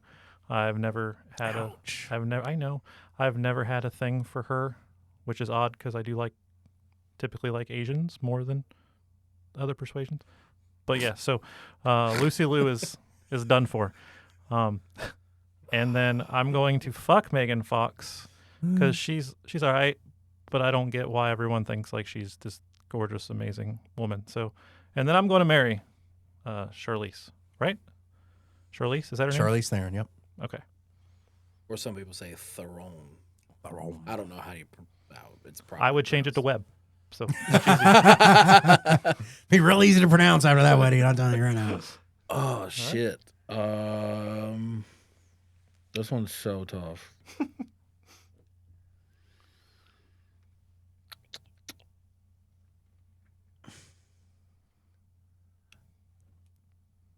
You do yours. I still have to. Okay. This one is like so tough for me. So I'm going to probably kill Megan Fox out of the three. It's not that she's the least attractive, but she's just the one that I would have the least amount of doing that particular offing deed to at that point. So that's it. I will fuck Charlize Theron all night long into the next day and a second night if she'll allow me to, without a doubt. And I will marry Lucy Liu, and I will eat that fucking pussy like shrimp fried rice every night. God. I ain't even gonna lie. I will fucking like come home and just be like, yep, there's my girl. That's it right there. I don't know. I mean, Lucy Liu has always just kind of had one of those top kind of celebrity crush things for me. Like there's a few up there, and that's one of them. I can't. did it help you at all? A little bit. Unfortunately, I think I'm gonna have to kill Charlize Theron. Whatever. Fuck Megan Fox, and then marry Lucy Liu. Because I don't know, there's something about Megan Fox specifically from like the Transformers movies. Yeah, Because she kind of has that like she does have. she that, has yeah. she has that like kind of like hot trashy look to her that she would ruin my fucking life, But see, and that I would be okay with. So, but like I can't marry that. Yeah. You know what I mean? I'm specifically like basing this off of Transformers movies, Megan Fox, right, and or Megan's Body. Jennifer's body? Jennifer's Body. Yeah. Yeah. which was Megan's body at the same time. So Yeah. She would ruin my life, and I don't know if I mean, I would probably let her, but but you know, and that's the messed up part. you can't marry that. You can't marry it. The girls like that could ruin your life. It's either really, really good, or she smells like Marlboros and SeaWorld. I can't. I can't take the chance. That's why she had to go. She's the one that was with Machine Gun Kelly or is with, correct? Yeah, so maybe we Yeah, should call so- him and ask. Yeah, I don't want to marry her. Yeah, no, we're good. All right. Well, that does it for this episode. Thank you once again, Crash, for joining you for us. having me. This was a blast. We have like 5 listeners, but please plug anything that you have that's going to be after April, because There's more than that, dude. We're over I know. 1,000 downloads. I just like What are to you joke talking about it. Well, I mean, everyone can just like shoot me a follow on everything at WLD Crash. You know, follow me, subscribe to my very inconsistently uploaded YouTube channel. So I'm trying to get that monetized. But yeah, follow me, you fucking idiots. WLD Crash? Yes, sir. That's all it is on all the socials? Yep. Okay. All right. Are you on TikTok as well, or just? I'm on Facebook, there. Instagram? I'm on there, but like I'm not that active. Okay. So I get on there and I'll scroll for 5 minutes, and then I'm like, I remember why I'm not on this app anymore. I guess I'm most active on Instagram. Instagram. All right. Instagram. High active on Instagram, Facebook, and YouTube. WLD Crash.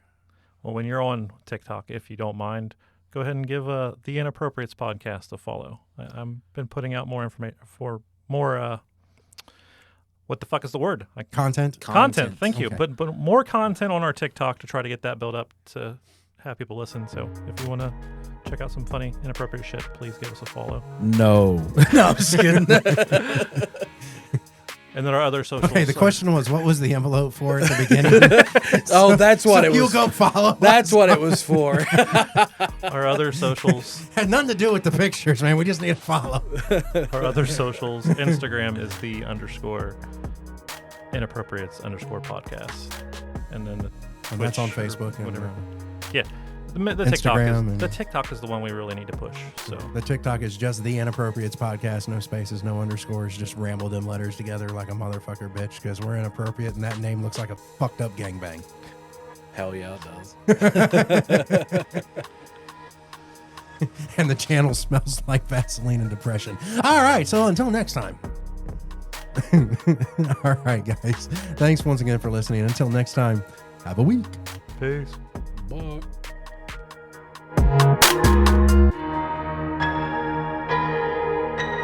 So fucking inappropriate.